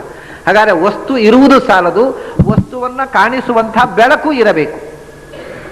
2 ಬೆಳಕು ಬೇಕು, ಒಂದು ಒಳಗಿನ ಬೆಳಕು, ಒಂದು ಹೊರಗಿನ ಬೆಳಕು. ಹೊರಗಿನ ಬೆಳಕು ಹೊರಗೆ ಆಕಾಶದಲ್ಲಿ ನಾವು ಕಾಣುವ ವಸ್ತುವಿನ ಬೆಳಕಾಗಿ ಸೂರ್ಯ, ಹಾಗೆಯೇ ಸೂರ್ಯನೇ ಕಣ್ಣಾಗಿ ಅದನ್ನು ಕಾಣಿಸುವ ಶಕ್ತಿಯಾಗಿ ಕಣ್ಣಿನಲ್ಲಿ. ಆದಿತ್ಯ ಚಕ್ಷುರ್ಭೂತ್ವ ಅಕ್ಷಿಣಿ ಪ್ರಾವಿಶತ್, ಸೂರ್ಯನೇ ಕಣ್ಣಿನ ದೇವತೆ. ಯಾಕೆಂದ್ರೆ ರೂಪವನ್ನು ಬೆಳಗಿಸುವ ಅವನೇ ಕಣ್ಣಾಗಿ ನಮಗೆ ರೂಪದ ಅರಿವನ್ನು ಕೊಟ್ಟ. ಹೀಗೆ ಕಿವಿಗೆ ಚಂದ್ರ ಮತ್ತು ದಿಗ್ದೇವತೆಗಳು, ಕಣ್ಣಿಗೆ ಸೂರ್ಯ, ಸ್ಪರ್ಶಕ್ಕೆ ಭೂತವಾಯು, ನಾಲಿಗೆಗೆ ರಸ, ರುಚಿ ನೋಡುವುದಕ್ಕೆ ರಸನೇಂದ್ರಿಯಕ್ಕೆ ಯಾರೋ ದೇವತೆ ಅಂದರೆ ರಸ ಅನ್ನುವಂಥದ್ದು ಮೂಲಭೂತವಾಗಿ ನೀರಿನ ಗುಣ ಅಲ್ವಾ. ನೀರಿನ ದೇವತೆಯೇ ರಸನೇಂದ್ರಿಯದ ದೇವತೆ ಯಾರು? ವರುಣ ಅಂತ. ಆಮೇಲೆ ಮೂಗಿಗೆ ಗಂಧಗ್ರಹಣಕ್ಕೆ ಯಾರೋ ದೇವತೆಗಳು. ಮೂಗಿದ್ದು ಕೂಡ ಕೆಲವೊಮ್ಮೆ ಅವರು ಕೆಲಸ ಮಾಡದೇ ಇದ್ರೆ ಮೂಗು ಬಂದಾಗಿದೆ ಹೇಳ್ತೇವೆ ನೋಡಿ. ನಮ್ಗೆ ಪರಿಮಳವೂ ಗೊತ್ತಾಗೋದಿಲ್ಲ, ವಾಸನೆ ಗೊತ್ತಾಗೋದಿಲ್ಲ. ಯಾಕೆ? ಮೂಗುಂಟು ಸ್ವಾಮಿ, ಅದು ಬಂದಾಗಿದೆ. ಹಾಗಾದ್ರೆ ಅದು ಬಂದಾಗದೆ ಇರಬೇಕಾದ್ರೆ ನಾವು ಆಪರೇಟ್ ಮಾಡೋರು ಕೆಲಸ ಮಾಡಬೇಕಾಗತ್ತೆ. ಮೂಗಿಗೆ 2 ಕ್ರಿಯೆ ಇದೆ, ಒಂದು ಗಂಧವನ್ನು ಗ್ರಹಿಸುವುದು, ಮತ್ತೊಂದು ಉಸಿರಾಡುವುದು. ಆದ್ದರಿಂದ ಈ ಗಂಧಗ್ರಹಣಕ್ಕೆ ಬೇರೆ ದೇವತೆಗಳಿದ್ದಾರೆ. ಅದಕ್ಕೆ ಮೂಗು 2 ಹೊರಳೆ, ಮೂಗಿಗೆ 2 ಹೊರಳೆ ಅಂದ್ರೆ ಮೂಗು ಅವಳಿ ಜವಳಿ, ಅದು ಟ್ವಿನ್, ಅದು ಟ್ವಿನ್ಸ್ ಅಂತ ಹೇಳ್ತೇವಲ್ಲ ಹಾಗೆ. ಯಾಕೆಂದ್ರೆ ಕಣ್ಣನ್ನು ನಾವು ಅವಳಿ ಜವಳಿ ಅಂತ ಹೇಳಿದ್ರೆ 2 ಕಣ್ಣು, ಅದು ಬೇರೆ ಬೇರೆ. ಅವಳಿ ಜವಳಿ ಅಲ್ಲ, ಅದು ಒಂದು ಕಣ್ಣು 2 ಕಣ್ಣು. 2 ಮನುಷ್ಯನಿಗೆ 2 ಕಣ್ಣು, 2 ಕಿವಿ ಮತ್ತು 2 ಮೂಗು ಅಂತ ಹೇಳ್ತಾರೆ ಯಾರಾದರೂ? ಹಾಗಾದ್ರೆ ಮೂಗು ಒಂದೇ, ಅದಕ್ಕೆ 2 ಹೊರಳೆ. ಹಾಗೆ ಒಂದೇ ದೇವತೆ, ಅವರು ಟ್ವಿನ್ಸ್ ಆಗ್ಬೇಕು ಅಂಥವ್ರು ಮೂಗಿನದು ಯಾರು ಅಂದ್ರೆ ಅಶ್ವಿ ದೇವತೆಗಳು. ಅಶ್ವಿ ದೇವತೆಗಳು ಗಂಧದ ಅರಿವನ್ನು. ಹೀಗೆ ಜ್ಞಾನೇಂದ್ರಿಯಕ್ಕೆ ದೇವತೆಗಳು 5 ಮಂದಿ ಆದರು. ದಿಗ್ವಾತಾರ್ಕ ಪ್ರಚೇತೋಶ್ವಿ. ಮಾತು ವಾಗಿಂದ್ರಿಯ. ವಾಗಿಂದ್ರಿಯ ಅನ್ನತಕ್ಕಂಥದ್ದು ನಾವು ನಮ್ಮ ದೇಹದಲ್ಲಿರತಕ್ಕಂಥ ಅಗ್ನಿಶಕ್ತಿಯಿಂದ ಮಾತು ಹೊರಡುವುದು. ಆದ್ದರಿಂದ ವಾಗಿಂದ್ರಿಯದ ದೇವತೆ ಅಗ್ನಿ ಇಂದ್ರು. ಅಗ್ನಿಶಕ್ತಿ ಇಲ್ಲ ಅಂತ ಆದರೆ ಮಾತು ಹೊರಡುವುದಿಲ್ಲ. ಒಳಗಿನಿಂದ ಟೆಂಪರೇಚರ್. ಮನಃ ಕಾಯಾಗ್ನಿಮಾಹಂತಿ ಸಪ್ರೇರೇತಿ ಮಾರುತಂ. ದೇಹದಲ್ಲಿ ನಮ್ಮ ಮನಸ್ಸು, ನಮ್ಮ ಗರ್ಭದಲ್ಲಿರತಕ್ಕಂಥ, ಹೊಟ್ಟೆಯಲ್ಲಿರತಕ್ಕಂಥ ಏನು ಬಿಸಿ ಇದೆ, ಅಗ್ನಿ ಇದೆ, ವೈಶ್ವಾನರ ಅಗ್ನಿ, ಅದಕ್ಕೆ ಮೆಸೇಜ್ ಕಳಿಸ್ತದಂತೆ ಇಂಥ ಶಬ್ದವನ್ನು ನಾನು ಉಚ್ಚಾರ ಮಾಡಬೇಕು ಅಂತ. ಆ ಮೆಸೇಜ್ಗೆ ಸರಿಯಾಗಿ ಅಲ್ಲಿ ವೈಬ್ರೇಷನ್ನು, ಆ ವೈಬ್ರೇಷನ್ ಸರಿಯಾಗಿ ಗಾಳಿಗೆ ಪ್ರೆಷರು, ಆ ಪ್ರೆಷರಿಗೆ ಸರಿಯಾಗಿ ಮಾತು ಹೊರಡೋದು. ಆದ್ದರಿಂದ ಈ ಪ್ರೋಸೆಸ್ಸಿಗೆ ಒಳಗಿನಿಂದ ಟೆಂಪರೇಚರ್ನಿಂದ ಆಗುವಂಥ ಕೆಲಸ ಇದು. ವೈಬ್ರೇಷನ್ ಹುಟ್ಟುವುದು ಬಿಸಿ, ಶಾಖಕ್ಕೆ. ಮಾತು ಅನ್ನುವುದು, ಮಾತೆಲ್ಲ ಜ್ಯೋತಿ ಅಂತ ಹೇಳ್ತಾರಲ್ಲ ಕನ್ನಡದಲ್ಲೂ, ಮಾತಿನ ದೇವತೆ ಅಗ್ನಿ. ಆಮೇಲೆ ಕೈ ಕಾಲು, ವಹ್ನಿ ಇಂದ್ರ ಉಪೇಂದ್ರ. ಕೈಯ ದೇವತೆ ಇಂದ್ರ. ಎಲ್ಲ ಇಂದ್ರಿಯಗಳಲ್ಲಿ ಪ್ರಧಾನವಾದ ಇಂದ್ರಿಯ ಕೈ. ಯಾಕೆಂದ್ರೆ ಮನುಷ್ಯ, ಅದು ಮನುಷ್ಯನಿಗೆ ಮಾತ್ರ ಇರುವಂತಹದ್ದು. ಉಳಿದ ಪ್ರಾಣಿಗಳಿಗೆ ಕೈ ಇದ್ರೂ ಅವು ಕಾಲಿನ ಹಾಗೆ ಅದನ್ನು ಬಳಸೋದು ಹೊರತು ಕೈಯಾಗಿ ಬಳಸೋದಿಲ್ಲ. ಅದನ್ನು ಕೈಯಂತೆ ಬಳಸಲಿಕ್ಕೆ ಪ್ರಾರಂಭ ಮಾಡಿದವ ಮನುಷ್ಯ ಮಾತ್ರ. ಯಾಕಂದ್ರೆ ಬಹಳ ಅದನ್ನ ಇನ್ನೂ ಕೆಟ್ಟ ಭಾಷೆಯಲ್ಲಿ ಹೇಳುವುದಾದರೆ, ಎಲ್ಲಾ ಪ್ರಾಣಿಗಳು ತಮ್ಮ ಕೈಯನ್ನು ಹೀಗೆ ಹಿಡಿಲಿಕ್ಕೆ ಮಾತ್ರ ಕಲಿತದ್ದು. ಇನ್ನೊಬ್ಬರ ಮುಂದೆ ಹೀಗೆ ಹಿಡಿಲಿಕ್ಕೆ ಮನುಷ್ಯ ಮಾತ್ರ ಕಲಿತದ್ದು. ಕೈಯನ್ನು ಅಂಗೈ ಮೇಲಕ್ಕೆ ಎತ್ತಿ ಇನ್ನೊಬ್ಬರ ಮುಂದೆ ಒಡ್ಲಿಕ್ಕೆ ಬರುತ್ತೆ ಅಂತ ಇನ್ವೆಂಟ್ ಮಾಡಿದವ ಮನುಷ್ಯ. ಅದರಿಂದ ಈ ಕೈಯನ್ನು ಮನುಷ್ಯ ಉಪಯೋಗಿಸುವಷ್ಟು ಯಾರು ಉಪಯೋಗಿಸ್ಕೊಳ್ತಾ ಇಲ್ಲ. ಪ್ರಾಣಿಗಳೆಲ್ಲ ಇನ್ನೂ ಹಿಂಗೆ ಕೆಳಕ್ಕೆ ಹಿಡ್ಕೊಂಡಿದ್ದಾವೆ. ಅದನ್ನು ಅಂಗಾತ ಹಿಡಿಲಿಕ್ಕೆ ಬರುತ್ತೆ ಮತ್ತು ಇನ್ನೊಬ್ಬರ ಮುಂದೆ ಹಿಡಿಲಿಕ್ಕೆ ಬರುತ್ತೆ ಅನ್ನೋದನ್ನ ಕಂಡುಕೊಂಡವ ಮನುಷ್ಯ. ಇಡೀ ಮನುಷ್ಯನ ಕೈಗಾರಿಕೆ ಅಂತ ಹೇಳಿ, ಮನುಷ್ಯನ ಕೌಶಲ ಜಾಣ್ಮೆ ಅವನಿಗೆ ಕೈಗಳಿದ್ದದ್ರಿಂದ ಉಳಿದವರು ಯಾರೂ ಮಾಡದ ಕೆಲಸವನ್ನು ಇವತ್ತು ಮನುಷ್ಯ ಮಾಡುವ ಸಾಧ್ಯ ಆಯಿತು. ಕಟ್ಟಡಗಳನ್ನು ಕಟ್ಟಿದ, ನಾಗರಿಕತೆಯನ್ನು ಬೆಳೆಸಿದ, ಬೇಸಾಯ ಮಾಡಿದ, ಇನ್ನೊಂದು ಮಾಡಿದ, ಯಂತ್ರ ನಾಗರಿಕತೆಯನ್ನು ಬೆಳೆಸಿದ, ಎಲ್ಲವೂ ಸಾಧ್ಯವಾದದ್ದು ಅವನಿಗೆ ಎರಡು ಕೈ ಇದ್ದದ್ರಿಂದ. ಇಲ್ಲದೇ ಇದ್ದರೆ, ಮನುಷ್ಯನಿಗೆ ಕೈ ಅನ್ನುವುದು ಇಲ್ಲದೇ ಇರ್ತಿದ್ರೆ there is no civilization at all. ಪ್ರಾಣಿಗಳಂತೆ ಅವನು ಹೀಗೆ ನಾಲ್ಕು ಕಾಲಿಂದ ಹರ್ಕೊಂಡು ಏನೋ ತಿಂದ್ಕೊಂಡು ಇರಬೇಕಾಗಿತ್ತು. ಅದರಿಂದ ಇವತ್ತು ಎಲ್ಲ ವಿಜ್ಞಾನದ ಆವಿಷ್ಕಾರಕ್ಕೆ ಮೂಲಭೂತವಾಗಿರತಕ್ಕಂಥ ಇಂದ್ರಿಯ ಕೈ, ಮತ್ತು ಮನುಷ್ಯನಿಗೆ ಮಾತ್ರ ಇರುವ ಸವಲತ್ತದು. ಆದ್ದರಿಂದ ಅದಕ್ಕೆ ಈ ದೇವತೆಗಳಲ್ಲೇ ಪ್ರಧಾನ ಅನ್ನುವ. ಈಗ ಈ ಎಲ್ಲ ಇಂದ್ರಿಯ ದೇವತೆಗಳಿಗಿಂತ ಮುಖ್ಯ ಅವನು ಇಂದ್ರ. ಚಂದ್ರ, ಸೂರ್ಯ ಎಲ್ಲ ಇನ್ಫೀರಿಯರು, ಇವನು ಬಹಳ ಮುಖ್ಯ. ನಾನು ಇದಕ್ಕೆ ನಿಮಗೊಂದು ದೃಷ್ಟಾಂತ ಕೊಡ್ತೇನೆ. ನಾನು ಅನೇಕ ಬಾರಿ ನಾನು ಹೇಳಿದ್ದೇನೆ, ನಮ್ಮಲ್ಲಿ ಕೈಗೆ ಎಷ್ಟು ಪ್ರಾಧಾನ್ಯ ಅಂದರೆ ಯಾವ ಇಂದ್ರಿಯದ ಕೆಲಸವನ್ನು ಕೂಡ ಕೈಯಲ್ಲಿ ಆರೋಪ ಮಾಡಿ ಹೇಳೋದು ನಾವು. ಅಲ್ಲಿ ಒಂದು ಭೀಕರವಾದ ದೃಶ್ಯ ನಡೀತಾ ಇದೆ, ಎಲ್ಲೋ ಒಂದು ಆಕ್ಸಿಡೆಂಟ್ ಆಗಿದೆ, ವಿಲಿವಿಲಿ ಒದ್ದಾಡ್ತಾ ಇದೆ, ಅಯ್ಯೋ ಅದನ್ನು ನೋಡೋದಕ್ಕೆ ನನ್ನ ಕೈಯಿಂದ ಆಗೋದಿಲ್ಲಪ್ಪ ಅಂತ. ನನ್ನ ಕೈಯಿಂದ ಯಾಕ್ರಿ ನೋಡಬೇಕು, ಕಣ್ಣಿಂದ ನೋಡ್ಲಿಕ್ಕೆ ಆಗೋದಿಲ್ಲ ಅಂತ ಹೇಳೋದು. ನನ್ನ ಕಣ್ಣಿನಿಂದ ನೋಡ್ಲಿಕ್ಕೆ ಆಗೋದಿಲ್ಲ ಅಂತ ಯಾರು ಹೇಳೋದಿಲ್ಲ, ಅದನ್ನು ನೋಡ್ಲಿಕ್ಕೆ ನನ್ನ ಕೈಯಿಂದ ಆಗೋದಿಲ್ಲ ಅಂತ. ಕೈಯಿಂದ ಯಾಕ್ರಿ ನೋಡಬೇಕು? ಒಂದು 10 ಮೈಲು ದೂರ ಹೋಗಿ ಆ ಬೆಟ್ಟ ಹತ್ತಿ ಬರಬೇಕು, ಅಯ್ಯೋ ಅಲ್ಲಿ ತನಕ ಹೋಗೋದು ನನ್ನ ಕೈಯಿಂದ ಆಗೋದಿಲ್ಲ. ಕೈಯಿಂದ ಯಾಕ್ರಿ ಹೋಗ್ಬೇಕು, ಕಾಲಿನಿಂದ ಹೋಗ್ರಿ. ಯಾವ ಇಂದ್ರಿಯದ ಕ್ರಿಯೆಯನ್ನು ಹೇಳೋದು ನನ್ನ ಕೈಯಿಂದ ಆಗೋದಿಲ್ಲ ಅಂತ. ಯಾಕಂದ್ರೆ ಕೈ ಸೋ ಇಂಪಾರ್ಟೆಂಟ್. ಅದನ್ನು ಕೇಳೋದು ನನ್ನ ಕೈಯಿಂದ ಆಗೋದಿಲ್ಲ, ಅದನ್ನು ನೋಡೋದು ನನ್ನ ಕೈಯಿಂದ ಆಗೋದಿಲ್ಲ, ಅದನ್ನು ಮಾಡೋದು, ಅಲ್ಲಿ ತನಕ ಹೋಗೋದು ನನ್ನ ಕೈಯಿಂದ ಆಗೋದಿಲ್ಲ, ಎಲ್ಲ ಕೈಯಿಂದ. ಕಾರಣ ಕೈ ಅಂದರೆ ಇಂದ್ರ. ಈ ಎಲ್ಲರನ್ನೂ ಸೂಪರ್ವೈಸ್ ಮಾಡತಕ್ಕಂಥ ಪ್ರಧಾನ ದೇವತೆ ಹಸ್ತದೇವತೆ ಕೂತು ಬಿಟ್ಟಿದ್ದಾನೆ ಇಂದ್ರ. ಕಾಲು ಎರಡನೇದ್ದು, ಕೈಯ ಜೊತೆಗೆ ಇನ್ನೊಂದು ಇಂದ್ರಿಯ. ಅದಕ್ಕೆ ಯಾರು ದೇವತೆ ಅಂದರೆ ಉಪೇಂದ್ರ. ಉಪೇಂದ್ರ ಅಂದರೆ ಎರಡರ್ಥ. ಉಪೇಂದ್ರ ಅಂದರೆ ಇಂದ್ರನಿಂದ ಉಪರಿ ಇರುವವನೊಬ್ಬ, ಇಂದ್ರನಿಗೆ ಉಪ ಸಹಾಯಕನಾಗಿರೋ ಒಬ್ಬ. ಉಪೇಂದ್ರ ಅನ್ನೋದಕ್ಕೆ ಎರಡರ್ಥ. ಉಪ ಅಂದರೆ ಅಪ್ಪು ಅಂತ. ವಾಮನನಿಗೆ ಉಪೇಂದ್ರ ಅಂತ ಹೆಸರಿದೆ. ಅವನು ಇಂದ್ರನಿಗೆ ಉಪೇಂದ್ರ ಅಂದರೆ ಇಂದ್ರನಿಗೆ ತಮ್ಮನಾಗಿ ಹುಟ್ಟಿದವ ಅನ್ನುವುದು ಒಂದರ್ಥ. ಮತ್ತೆ ಇಂದ್ರನಿಂದ ಉಪರ್ ಮೇಲೆ ಇರುವವ, ಇಂದ್ರನಿಗಿಂತ ಮೇಲಿರುವವ, ಇಂದ್ರನಿಗೂ ಅಪ್ಪ, ಭಗವಂತ ಅಂತ ಅರ್ಥ. ಅದನ್ನ ಉಪೇಂದ್ರ ನಾಮಕ ಅಂದ್ರೆ ಭಗವಂತ ಒಂದು ರೂಪ, ಮತ್ತೊಂದು ಉಪ ಇಂದ್ರ ಅಂದ್ರೆ ಉಪಸಂಪಾದಕ ಇದ್ದ ಹಾಗೆ. ಅವನು ಸಬಾರ್ಡಿನೇಟ್ ಟು ಇಂದ್ರ. ಅವನು ಯಾರು? ಇಂದ್ರನ ಪುತ್ರನಾದಂಥ ಯಜ್ಞ ಅಥವಾ ಜಯಂತ ಅಂತ. ಹೀಗೆ ಪಾದದೇವತೆ ಇಂದ್ರ ಪುತ್ರ. ಇಂದ್ರ, ಉಪೇಂದ್ರ, ಮಿತ್ರಕಾಹ. ಆಮೇಲೆ ಮಲ ಮೂತ್ರ ವಿಸರ್ಜನೆ ಮಾಡತಕ್ಕಂಥ ಪಾಯು ಉಪಸ್ಥಗಳಿಗೆ ಒಂದಕ್ಕೆ ಮಿತ್ರ ಅಥವಾ ಯಮ ಅಥವಾ ನಿವೃತ್ತಿ, ಬೇರೆ ಬೇರೆ ಸಂದರ್ಭ ಹೇಳಿದ್ದಾರೆ. ಮತ್ತು ದಕ್ಷ ಪ್ರಜಾಪತಿ. ಹೀಗೆ 10 ಇಂದ್ರಿಯಗಳನ್ನು ನಿಯಂತ್ರಿಸತಕ್ಕ, ಈ ಕಂಪ್ಯೂಟರ್ಗಳನ್ನು ಆಪರೇಟ್ ಮಾಡತಕ್ಕಂಥ ದೇವತಾ ಶಕ್ತಿಗಳನ್ನು ಸೃಷ್ಟಿ ಮಾಡಿದರು.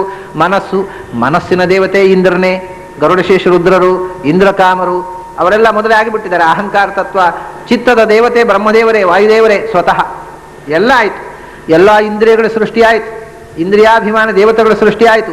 ಇಂದ್ರಿಯಕ್ಕೆ ವಿಷಯವಾಗಿರತಕ್ಕಂಥ ಪಂಚ ತನ್ಮಾತ್ರಗಳು ಮತ್ತು ಪಂಚಭೂತಗಳ ಸೃಷ್ಟಿಯಾಯಿತು. ಇನ್ನು ಬ್ರಹ್ಮಾಂಡ ಸೃಷ್ಟಿಯಾಗಲಿಲ್ಲ. ನೀವು ನಾವು ಏನೂ ಇಲ್ಲ, ಬರೇ ಬೇಸಿಕ್ ಪ್ರಿನ್ಸಿಪಲ್ಸ್ ಸೃಷ್ಟಿಯಾದವು 5ನೇ ಸ್ಟೇಜ್ನಲ್ಲಿ. 6ನೇ ಸ್ಟೇಜ್ನಲ್ಲಿ ಒಂದು ವಿಚಿತ್ರವಾದ ಸೃಷ್ಟಿ ಆಯಿತು. ಒಂದು ಷಷ್ಠಸ್ತು ತಮಸಃ ಸರ್ಗ ಎಷ್ಟು ಅಬುದ್ಧಿಕೃತ ಪ್ರಭೋ. 6ನೆಯ ಸೃಷ್ಟಿಯಲ್ಲಿ ಏನಾಯಿತು ಅಂದರೆ ಅಜ್ಞಾನದ ಆವರಣದ ಸೃಷ್ಟಿ ಆಯಿತು. ಒಂದು ಇದೆಲ್ಲ ಇಷ್ಟು ಇತ್ತಲ್ಲ, ಇದು ಸ್ವಚ್ಛವಾಗಿ ಸೃಷ್ಟಿಯಾಗಿಬಿಟ್ಟಿದ್ರೆ ನಮಗೆ ಅಜ್ಞಾನವೇ ಇರ್ತಿರ್ಲಿಲ್ಲ. ಎಲ್ಲ ಬೆಳ್ಳಂಬೆಳಕು, ಇದು ಯಾವುದು, ಇದೇನು, ಯಾಕೆ ಎಲ್ಲ ಗೊತ್ತಾಗ್ಬಿಟ್ಟಿತ್ತು. ಮುಂದೆ ಸೃಷ್ಟಿಯ ವಿಸ್ತಾರ ಆಗೋ ಮುಂಚೆ ಒಂದು ಆವರಣ ಅಜ್ಞಾನದ ಸೃಷ್ಟಿಯಾಗಿ ಹೋಯ್ತಂತೆ. ಅದನ್ನು ಯಾಕೆ ಸೃಷ್ಟಿ ಮಾಡಿದ ಬ್ರಹ್ಮ? ಮಾಡದೇ ಇದ್ದರೆ ನಮಗೆಲ್ಲ ಈ ಅಜ್ಞಾನ ನಿವಾರಣೆಗೋಸ್ಕರ ಇಷ್ಟೆಲ್ಲ ಫಚೀತ್ ಪಡಬೇಕಾದ್ದೇ ಇರಲಿಲ್ಲ. ಅಜ್ಞಾನವೇ ಇರ್ತಿರ್ಲಿಲ್ಲ. ವಸ್ತು ಇದೆ, ಜ್ಞಾನ ಇದೆ, ಏನೂ ತೊಂದರೆ ಇರಲಿಲ್ಲ. ಅಜ್ಞಾನ ಯಾಕೆ? ಭಾಗವತ ಪರಿಹಾಸ್ಯ ಮಾಡುತ್ತೆ, ಎಷ್ಟು ಅಬುದ್ಧಿಕೃತ ಅಂತ. ಅದು ಯಾಕೆ ಸೃಷ್ಟಿ ಆಯಿತು ಅನ್ನೋದು ಬುದ್ಧಿಪೂರ್ವಕವಾಗಿ ಸೃಷ್ಟಿ ಮಾಡಿದ್ದಲ್ಲ. ಅದು ಬುದ್ಧಿಪೂರ್ವಕವಾಗಿ ಆದದ್ದಲ್ಲ, ಆಕಸ್ಮಿಕವಾಗಿ ಆಯಿತು. ಅಂದರೆ ಅದು ಅಜ್ಞಾನ ಸೃಷ್ಟಿಯಾಯಿತು ಅನ್ನೋದ್ರ ಬಗೆಗೆ ಆತನಿಗೆ ಅರಿವಿರಲಿಲ್ಲ. ಅರಿವಿಲ್ಲದೆ ಸೃಷ್ಟಿಯಾಯಿತು ಚತುರ್ಮುಖನಿಗೆ. ಅರ್ಥಾತ್ ಅಬುದ್ಧಿ ಅಂದರೆ ಅರಿವಿಲ್ಲದೆ ಇರುವುದು ಅಂತ ಒಂದೇ ಅಲ್ಲ. ಆಹ ಇತಿ ಬ್ರಹ್ಮ ತತ್ರಾಗತಂ ಅಹಮಿತಿ. ಆ ಅಂದರೆ ಭಗವಂತ, ಓಂಕಾರದ ಮೊದಲನೇ ಅಕ್ಷರ. ಅವನಲ್ಲಿ ಬುದ್ಧಿ ಇಟ್ಟವನು ಅಬುದ್ಧಿ. ಬುದ್ಧಿ ಇಲ್ಲದವ ಅಂತ ಅರ್ಥ ಅಲ್ಲ. ಚತುರ್ಮುಖ ಭಗವಂತನನ್ನು ಧ್ಯಾನಿಸಿದ. ಭಗವಂತನ ಸಂಕಲ್ಪ ಏನು ಅಂತ ಗೊತ್ತಾಯ್ತು ಅವನಿಗೆ. ಏನು? ಈ ಅಜ್ಞಾನದ ಆವರಣದಿಂದ ಸೃಷ್ಟಿಯ ವಿಸ್ತಾರ ಆಗಬೇಕು ಅಂತ. 6ನೇ ಮಜಲಿನಲ್ಲಿ ಅಜ್ಞಾನದ ಸೃಷ್ಟಿ ಆಗೋಯ್ತು. ಇನ್ನು ಬ್ರಹ್ಮಾಂಡದ ಸೃಷ್ಟಿ ಆಗಬೇಕು. ಈ 6 ಸ್ಟೇಜಿನ ಸೃಷ್ಟಿಯನ್ನ ಪ್ರಾಕೃತ ಸೃಷ್ಟಿ ಅಂದ್ರೆ ಬ್ರಹ್ಮಾಂಡದ ಸ್ಥೂಲ ಸೃಷ್ಟಿ ಆಗುವ ಮುಂಚೆ, ವಿಕಾರ ಇನ್ನೂ ರೂಪುಗೊಳ್ಳುವ ಮುಂಚೆ ಆದ ಸೃಷ್ಟಿಗಳು. ಪಂಚಭೂತಗಳಿಂದ ಬ್ರಹ್ಮಾಂಡದ ಸೃಷ್ಟಿ ಆಯಿತು. ಬ್ರಹ್ಮಾಂಡದ ಸೃಷ್ಟಿ ಆದಮೇಲೆ ಏನಾಯಿತು? ಬ್ರಹ್ಮಾಂಡ ಸೃಷ್ಟಿ ಆದಮೇಲೆ 7ನೇ ಸೃಷ್ಟಿ ಪ್ರಾರಂಭ ಆಗಬೇಕೀಗ. ಸಪ್ತಮಃ ಮುಖ್ಯ ಸರ್ಗಸ್ತು ಷಡ್ವಿಧಸ್ತಸ್ಥು ಶಾಂಚಯ ವನಸ್ಪತ್ಯೋಷಧಿ ಲತಾ ತ್ವಕ್ಸಾರಾ ವಿರುಧೋ ದ್ರುಮಾ ತಮಃಪ್ರಾಯ ಉತ್ಸ್ರೋತಸಃ ತಮಃಪ್ರಾಯ ಅಂತಸ್ಪರ್ಶಾ ವಿಶೋಷಣ. 7ನೇ ಸೃಷ್ಟಿ ಸೃಷ್ಟಿಯಲ್ಲಿ ಮುಖ್ಯವಾದ ಸೃಷ್ಟಿ ಎಂದರು. ಸಪ್ತಮಃ ಮುಖ್ಯ ಸರ್ಗಸ್ತು. ಏನದು? ಪ್ಲಾಂಟ್ಸ್. ಭೂಮಿ ಸೃಷ್ಟಿಯಾಯಿತು. ಭೂಮಿಯಲ್ಲಿ ಬರೇ ಪ್ಲಾಂಟ್ಸ್, ಮರಗಳು, ಗಿಡಗಳು, ಪೊದರುಗಳು, ಹಾವಸೆಗಳು, ಅಮೀಬಗಳು ಇವೇ. ಇನ್ನೂ ಪ್ರಾಣಿಗಳ ಸೃಷ್ಟಿಯಾಗಲಿಲ್ಲ, ಮನುಷ್ಯನ ಸೃಷ್ಟಿಯಾಗಲಿಲ್ಲ. This is the evolution theory of Puranas. ಡಾರ್ವಿನ್ನನ ಇವಲ್ಯೂಷನ್ ಅಲ್ಲ, ಈ ಪುರಾಣದಲ್ಲೊಂದು ಇವಲ್ಯೂಷನ್ ಥಿಯರಿ ಇದೆ. ಅವರ ಪ್ರಕಾರ ಮೊದಲು ಏನು ಸೃಷ್ಟಿಯಾಯಿತು? ಬರೇ ವನಸ್ಪತಿಗಳು, ಹುಲ್ಲು ಹಾವಸೆಯಿಂದ ಹಿಡಿದು ಹೆಮ್ಮರಗಳ ತನಕ 7ನೇ ಸೃಷ್ಟಿ ವನಸ್ಪತಿಗಳ ಸೃಷ್ಟಿಯಾಯಿತು. ಅದು ಮುಖ್ಯವಾದ ಸೃಷ್ಟಿ. ಮನುಷ್ಯರ ಸೃಷ್ಟಿ ಅಲ್ಲ. ಅವರು ಹೇಳ್ತಾರೆ ಈ ಪ್ರಪಂಚದಲ್ಲಿ ಮರಗಳ ಸೃಷ್ಟಿ ಎನ್ನುವುದು ಭಗವಂತನ ಅತ್ಯಂತ ಮುಖ್ಯವಾದ ಸೃಷ್ಟಿ. ಯಾಕೆ ಅಂತ ಮುಂದೆ ಕಾರಣ ಹೇಳ್ತಾರೆ ಅವರು. ಅದು ಮತ್ತೆ ನೋಡೋಣ. ಎಷ್ಟು ಮರಗಳನ್ನು ಸೃಷ್ಟಿ ಮಾಡಿದ ಲೆಕ್ಕ ಕೊಡ್ತಾರೆ. ಅಂದರೆ ಮರಗಳು ಎಷ್ಟು ಅಂತಾರೆ, ಎಷ್ಟು ಜಾತಿಯ ಮರಗಳು ಅಂತ. ನಾವು ಯಾವಾಗಲೂ ಒಂದು ಗ್ರೂಪ್ ಮಾಡಿ ಲೆಕ್ಕ ತೆಗೆಯುವುದು. ಯಾವಾಗಲೂ ಮರಗಳು ಎಷ್ಟು ಅಂತ ಹೇಳೋದು. ಮಾವಿನ ಮರ, ಹಲಸಿನ ಮರ, ಹೀಗೆ ಜಾತಿಗಳ ಅದನ್ನ ಕ್ವಾಲಿಟಿ ಒಂದು ಗ್ರೂಪ್ ಮಾಡಿ ಲೆಕ್ಕ. ಎಷ್ಟು ಜಾತಿಯ ಮರಗಳು? ಅದು ಕಷ್ಟವೇ. ಎಷ್ಟು ಜಾತಿ? ಸಾವಿರಾರು ಬಗೆಯ ಹಣ್ಣುಗಳಿದ್ದಾವೆ. ಅದನ್ನು ಹೇಗೆ ಲೆಕ್ಕ ಮಾಡೋದ್ರಿ? ಭಾಗವತ ಲೆಕ್ಕ ಮಾಡಿ ಹೇಳುತ್ತೆ, ಪ್ರಪಂಚದಲ್ಲಿ ಒಟ್ಟು 6 ವರ್ಗಕ್ಕೆ ಸೇರಿದ ಮರಗಳಿರುವುದು ಅಂದ್ರು. ಅದು ಯಾವ ದೇಶಕ್ಕೆ ಬೇಕಾದ್ರೆ ಹೋಗ್ರಿ, ಅಮೆರಿಕಕ್ಕೆ ಹೋಗ್ರಿ, ಇಂಡಿಯಾಕ್ಕಲ್ಲಿ, ರಷ್ಯಾಕ್ಕೆ ಹೋಗಿ, ಜಪಾನಿಗೆ ಹೋಗ್ರಿ, ಒಟ್ಟಿಗೆ ಪ್ರಪಂಚದಲ್ಲಿ ಭಗವಂತ ಸೃಷ್ಟಿ ಮಾಡಿದ್ದು 6 ಜಾತಿಯ ಮರಗಳನ್ನು, ವನಸ್ಪತಿಗಳನ್ನು, ಪ್ಲಾಂಟ್ಸ್. ಯಾವುದದು? ವನಸ್ಪತ್ಯೋಷಧಿ ಲತಾ ತ್ವಕ್ಸಾರಾ ವಿರುಧೋದ್ರುಮಾ. ಒಂದು ವನಸ್ಪತಿಗಳು. ವನಸ್ಪತಿಗಳು ಅಂದರೆ ದೊಡ್ಡದಾಗಿ ಬೆಳೆಯುವ ಮರಗಳು, ಆದರೆ ಹೂ ಬಿಡದೆ ಹಣ್ಣು ಬಿಡುವವುಗಳು. ಹೂವಿಲ್ಲದ ಅಶ್ವತ್ಥ ಇಂತಾದವು. ಹೂ ಬಿಡದೆ ಹಣ್ಣು ಬಿಡುವ ಬೃಹತ್ತಾದ ಮರಗಳು, ಇದು ಒಂದು ಗುಂಪು. ಆಮೇಲೆ ದ್ರುಮಾಹ, ಹಾಗೆ ದೊಡ್ಡದಾಗಿ ಬೆಳೆಯುವ ಆದರೆ ಹೂ ಬಿಟ್ಟು ಹಣ್ಣು ಬಿಡುವ ಮಾವು ಇತ್ಯಾದಿ. ಹೂ ಬಿಟ್ಟು ಹಣ್ಣು ಬಿಡುವ ಬೃಹತ್ ವೃಕ್ಷಗಳು, ಹೂ ಬಿಡದೆ ಹಣ್ಣು ಬಿಡುವ ಬೃಹತ್ ವೃಕ್ಷಗಳು. 2 ಗುಂಪಿನಲ್ಲಿ ಸಾವಿರಾರು ವೆರೈಟಿಗಳೆಲ್ಲ ಸೇರಿ ಹೋಯ್ತೀಗ ಇದರಲ್ಲಿ. ಆಮೇಲೆ ಇನ್ನೆಲ್ಲ ಚಿಕ್ಕ ಚಿಕ್ಕದ್ದೇ. ದೊಡ್ಡದು ವೆರೈಟಿ ಮುಗಿದೋಯ್ತು. ದೊಡ್ಡ ಮರಗಳಲ್ಲಿ ಹೂ ಬಿಟ್ಟು ಹಣ್ಣು ಬಿಡುವ ಜಾತಿ, ಹೂ ಬಿಡದೆ ಹಣ್ಣು ಬಿಡುವ ಜಾತಿ, 2. ಆಮೇಲೆ ಮತ್ತೊಂದಿದೆ, ಅದು ಔಷಧಿ ಅಂದ್ರೆ 3ನೇ ಜಾತಿ ಪ್ಲಾಂಟ್ಸ್ಗಳಲ್ಲಿ. ಔಷಧಿ ಅಂದರೆ ಫಲಪಾಕಾಂತಹ, ತಾವು ಹಣ್ಣು ಬಿಟ್ಟು ಸಾಯುವವುಗಳು ಅಂದರು. ತಾವು ಸಾಯುವುದಕ್ಕೋಸ್ಕರವೇ ಹೆರುವವುಗಳು ಅಂತ, ಹೆತ್ತು ಸಾಯುವವುಗಳು ಅಂತ. ಬಾಳೆ ಗಿಡ, ಹೌದು, ಗೊನೆ ಬಿಟ್ಟ ಕೂಡಲೇ ಅದು ಕಥೆ ಮುಗಿಯಿತು. ಅದು ಪಾಪ ಬಹಳ ಸಂಭ್ರಮದಿಂದ ಒಂದು ಪ್ರಸವ, ತನ್ನ ಸಂತಾನ ಒಂದು ಚಿಗುರು ಬಿಟ್ಟು ಒಂದು ಗೊನೆ ಬಿಟ್ಟಿತೋ, ಫಲ ಕೊಟ್ಟಿತೋ, ಆಮೇಲೆ ಕಡಿಯುವುದೇ. ಅಯ್ಯೋ ಒಳ್ಳೆ ಗೊನೆ ಬಿಟ್ಟಿದೆ, ಇರ್ಲಿ ಪಾಪ 4 ದಿವಸ ಅಂದ್ಬಿಡ್ತೇವೇನೋ ನಾವು, ಇಲ್ಲ ಕಡಿಯೋದೆ. ಅದರ ಸಂತಾನವೇ ಅದರ ನಾಶ. ಹಾಗೆ ಭತ್ತ, ಪೈರು, ನಮ್ಮ ದವಸ ಧಾನ್ಯಗಳೆಲ್ಲ ಹಾಗೆ. ಭತ್ತ ತೆನೆ ಬಿಟ್ಟ ಕೂಡಲೇ ಕಟಾವೆ ಮಾಡದೇ ಇದ್ರೆ ಬರೋ ವರ್ಷ ಭತ್ತ ಕೊಡುವುದಿಲ್ಲ. ಅದರಿಂದ ಮಾಡುವುದೇ ಅದು ತಾನು ಸಂತತಿಯನ್ನು ಕೊಡುವುದು ತನ್ನ ನಾಶಕ್ಕೋಸ್ಕರವೇ. ಅಂಥ ಎಲ್ಲಾ ಜಾತಿಯ ಗಿಡಗಳನ್ನ ಔಷಧಿಗಳನ್ನು ಕರೆದು, ಇವು ಲಕ್ಷಾಂತರ ವೆರೈಟೀಸ್ ಇದರಲ್ಲಿ. ಅಂದ್ರೆ 3 ಜಾತಿ ಆಯಿತು ನೋಡಿ. ಅವ್ರು ಹೇಗೆ ಗ್ರೂಪ್ ಮಾಡಿಕೊಟ್ಟು ಪ್ರಪಂಚದಲ್ಲಿ 6 ಜಾತಿಯ ವೆರೈಟಿ ಇರುವುದು ಒಂದು.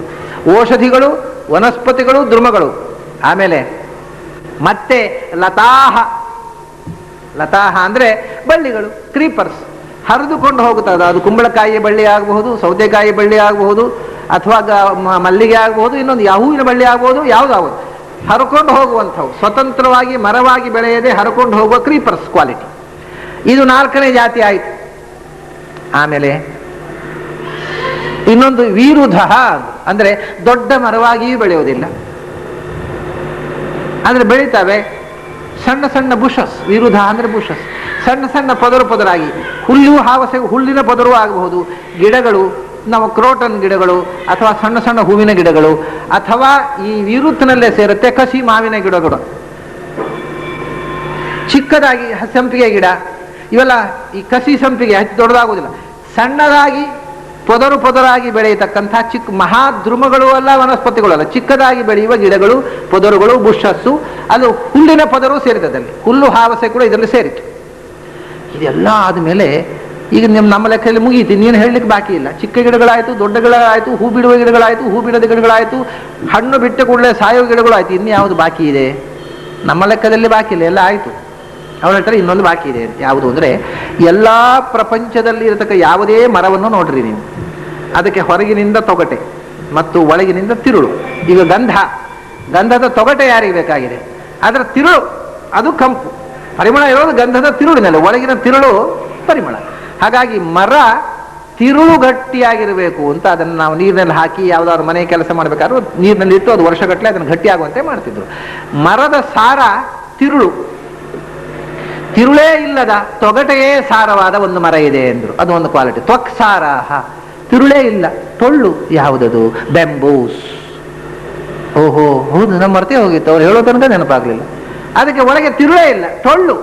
ಅದಕ್ಕೆ ಯಾವುದು ತಿರುಳು ಅಂದರೆ ಅದರ ಸ್ಕಿನ್ನೇ ಅದರ ತಿರುಳು. ತ್ವಕ್ಸಾರಾಹ, ಇದು ಒಂದು ಕ್ವಾಲಿಟಿ. ಮುಗೀತು, ಇನ್ನಿಲ್ಲ. ಇಷ್ಟೇ ಪ್ರಪಂಚದಲ್ಲಿ ಬ್ರಹ್ಮ ಸೃಷ್ಟಿ ಮಾಡಿದ 6 ಜಾತಿ ಗಿಡಗಳು ಅಂತ. ನೀವು ಇನ್ನು ಯಾವುದೇ ಗಿಡದ ಹೆಸರು ಹೇಳ್ರಿ, ಈ 6ರಲ್ಲಿ ಒಂದರಲ್ಲಿ ಸೇರಿಸ್ಲಿಕ್ಕೆ ಬರುತ್ತೆ. ಇದು ಚಮತ್ಕಾರ ಪ್ರಾಚೀನರದ್ದು. ಅದು ಎಷ್ಟು ಕ್ವಾಲಿಟಿಗಳಿವೆ, ಎಷ್ಟು ವಿಧವಾದಂತಹ ವನಸ್ಪತಿಗಳಿವೆ. There are 6 types of plants ಅಷ್ಟೇ, 7th ಟೈಪ್ ಇಲ್ಲ. ವನಸ್ಪತ್ಯೋಷಧಿವತಾಹ ತ್ವಕ್ಸಾರಾಹ ವಿರುಧೋದ್ರಮಾಹ. ಮತ್ತೆ ಇವುಗಳ ಸ್ವಭಾವ ಏನು? ಇವುಗಳ ಮುಖ್ಯ ಸೃಷ್ಟಿ ಅಂತ ಹೇಳಿದ್ರಲ್ಲ, ಅಂದ್ರೆ ಅದಕ್ಕೆ ಹೇಳಿದ್ರು ಉತ್ಸ್ರೋತ ಸಹ. ಇದನ್ನು ಯಾಕೆ ಮುಖ್ಯ ಸೃಷ್ಟಿ ಅಂತ ಹೇಳಿದವು ಅಂದ್ರೆ, ನೋಡಿ, ಮನುಷ್ಯನನ್ನ ಅರ್ವಾಕ್ ಸ್ರೋತಸ್ ಅಂತ ಕರೀತಾರೆ ಅವರು. ಮನುಷ್ಯ ಕೆಳಕ್ಕೆ ಹೋಗುವವ, ಪ್ರಾಣಿಗಳು ಅಡ್ಡಕ್ಕೆ ಹೋಗುವವುಗಳನ್ನು, ಮರಗಳು ಮೇಲಕ್ಕೆ ಹೋಗುವವು. ಆದ್ರಿಂದ ಇವು ಮುಖ್ಯ. ಇದು ಎಂತ ಕತೆ? ಪ್ರಾಣಿಗಳು ಮೇಲಕ್ಕೆ ಹೋಗೋದು, ಮನುಷ್ಯ ಮೇಲಕ್ಕೆ ಹೋಗೋದು, ಮತ್ತೆ ಅವನು ಬೆಳೀತಾ ಬೆಳೀತಾ ನೆಲದ ಅಡಿಗೆ ಹೋಗೋದಾ? ಅವನು ಮೇಲಕ್ಕೆ ಹೋಗೋದು. ಮುಖ್ಯ ಸ್ರೋತ, ಊರ್ಧ್ವ ಸ್ರೋತ ಅಂತ ಹೇಳ್ತಾರೆ, ಮೇಲಕ್ಕೆ ಹೋಗುವವುಗಳು ಅಂತ. 2 ಅರ್ಥದಲ್ಲಿಯೂ ಸರಿ. ಅಂದ್ರೆ ಮನುಷ್ಯ ಇದೊಂದು ಸೈಕಲ್ ಆಫ್ ಇವಲ್ಯೂಷನ್, ಇದೊಂದು ಚಕ್ರದಲ್ಲಿ ಆ ಇವಲ್ಯೂಷನ್ನ ತುದಿಯಲ್ಲಿ ಮನುಷ್ಯ ಇದ್ದಾನೆ. ಮರಗಳು ಇನ್ನೂ ಮೊದಲನೇದು, ಸೃಷ್ಟಿಯ ಮೊದಲನೇ ಹಂತ ಮನುಷ್ಯ, ಯಾವುದು ಪ್ರಾಣಿಗಳು. 2ನೇ ಹಂತ, ಮೊದಲನೇ ಹಂತ ಮರಗಳು, 2ನೇ ಹಂತ ಪ್ರಾಣಿಗಳು, 3ನೇ ಹಂತದಲ್ಲಿ ಮನುಷ್ಯ. ಚಕ್ರದಲ್ಲಿ ಬುಡದಲ್ಲಿ ಮರಗಳಿವೆ, ಚಕ್ರದ ತುದಿಯಲ್ಲಿ ಮನುಷ್ಯ ಇದ್ದಾನೆ. ಈಗ ಚಕ್ರ ಮೂವಾದರೆ ಮನುಷ್ಯ ಎಲ್ಲಿ ಬರಬೇಕು? ತುದಿಯಲ್ಲಿದ್ದವನು ಕೆಳಕ್ಕೆ ಬರಬೇಕು. ಕೆಳಕ್ಕೆ ಇದ್ದದ್ದು ಏನಾಗಬೇಕು? ಮೂವ್ಮೆಂಟ್, ಅದು ಮೇಲಕ್ಕೆ ಹೋಗ್ಬೇಕಲ್ಲ. ಆದ್ರಿಂದ ಯಾವುದು ಕೆಳಕ್ಕೆ ಇದೆಯೋ, ಅತ್ಯಂತ ಕೆಳಗೆ ಇದೆಯೋ ಅದು ಉತ್ಸ್ರೋತ ಸಹ, ಅದು ಮೇಲಕ್ಕೆ ಹೋಗಬೇಕು. ಯಾವುದು ತುತ್ತ ತುದಿಯಲ್ಲಿದೆಯೋ ಅದು ಚಕ್ರ ತಿರುಗಿದ ಕೆಳಕ್ಕೆ ಬರಬೇಕು. ಅದರಿಂದ ಮನುಷ್ಯ ತುತ್ತ ತುದಿಯಲ್ಲಿ ಇದ್ದಾನೆ. ಇನ್ನೊಮ್ಮೆ ಅವನು ನಿಜವಾಗಿ ಅವನು ಮೇಲಕ್ಕೆ ಹೋಗಬೇಕು ಅಂದ್ರೆ ಏನು ಮಾಡಬೇಕು? ಆ ಚಕ್ರ ದಾಟಿ ಮೇಲಕ್ಕೆ ಹಾರಬೇಕು. ಚಕ್ರದಲ್ಲೇ ನಿಂತು ನಾವು ಕೆಳಕ್ಕೆ ಅವನು ಇಲ್ಲ. ಚಕ್ರದಲ್ಲಿ ಏನು ಮನುಷ್ಯ. ಇನ್ನೊಂದು ಏನು ಅಂದ್ರೆ, ಮನುಷ್ಯ ಒಮ್ಮೆ ಮನುಷ್ಯನಾಗಿ ಹುಟ್ಟಿದರೆ ಮತ್ತೊಮ್ಮೆ ಮನುಷ್ಯನಾಗಿ ಹುಟ್ಟಲಿಕ್ಕೆ ಬೇಕಾದ ವ್ಯವಸ್ಥೆ ಖಂಡಿತ ಮಾಡಿಕೊಳ್ಳುವುದಿಲ್ಲ ಅವನು. ಆಮೇಲೆ ಏನಾದರೂ ಆಗುವುದು ಅಂದರೆ ಮಾಡಬಾರದ ಕೆಲಸ ಮಾಡಿ 2ನೇ ಅವನು ಪ್ರಾಣಿಯಾಗಿ ಹುಟ್ಟಿಯಾನು, ಮರವಾಗಿ ಹುಟ್ಟಿಯಾನು. ಇದು ಮತ್ತೆ ಅದು ಹೋಗತ್ತೆಯೇ ಅಲ್ವಾ? ಮರಗಳು ಮತ್ತೊಮ್ಮೆ ಮರವಾಗಿ ಹುಟ್ಟುವ ಸಾಧ್ಯತೆ ಉಂಟು? ಏನು ಪಾಪ ಮಾಡಿದ್ದಾವೆ ಮತ್ತೊಮ್ಮೆ ಮರವಾಗಿ ಹುಟ್ಟುವುದು ಅಂದ್ರೆ ಅವು ಮತ್ತೆ ಮನುಷ್ಯರಾಗೆ ಹುಟ್ಟುವುದು. ಈಗ ಆಗಿರೋದು ಹಾಗೆ ನೋಡಿ. ನಮ್ಮಲ್ಲಿ ಕೆಲವರು ಪ್ರಶ್ನೆ ಮಾಡೋದು ಉಂಟು, ಈ ಜೀವ ಅನ್ನತಕ್ಕಂಥದ್ದು ಅನಾದಿ ನಿತ್ಯ ಅಂತ ಹೇಳ್ತಾರೆ ಶಾಸ್ತ್ರಕಾರರು, ನಮ್ಮ ಪುರಾಣಗಳು. ಜೀವ ಅನಾದಿ ಆಗಿದ್ದರೆ ನಮ್ಗೆ ಸ್ವಾತಂತ್ರ್ಯ ಬರುವಾಗ 33 ಕೋಟಿ ಇದ್ದದ್ದು ಈಗ 90 ಕೋಟಿ ಹೇಗಾಯಿತು ಅಂತ ಕೆಲವರಿಗೆ ಭಾರಿ ಸಂಶಯ.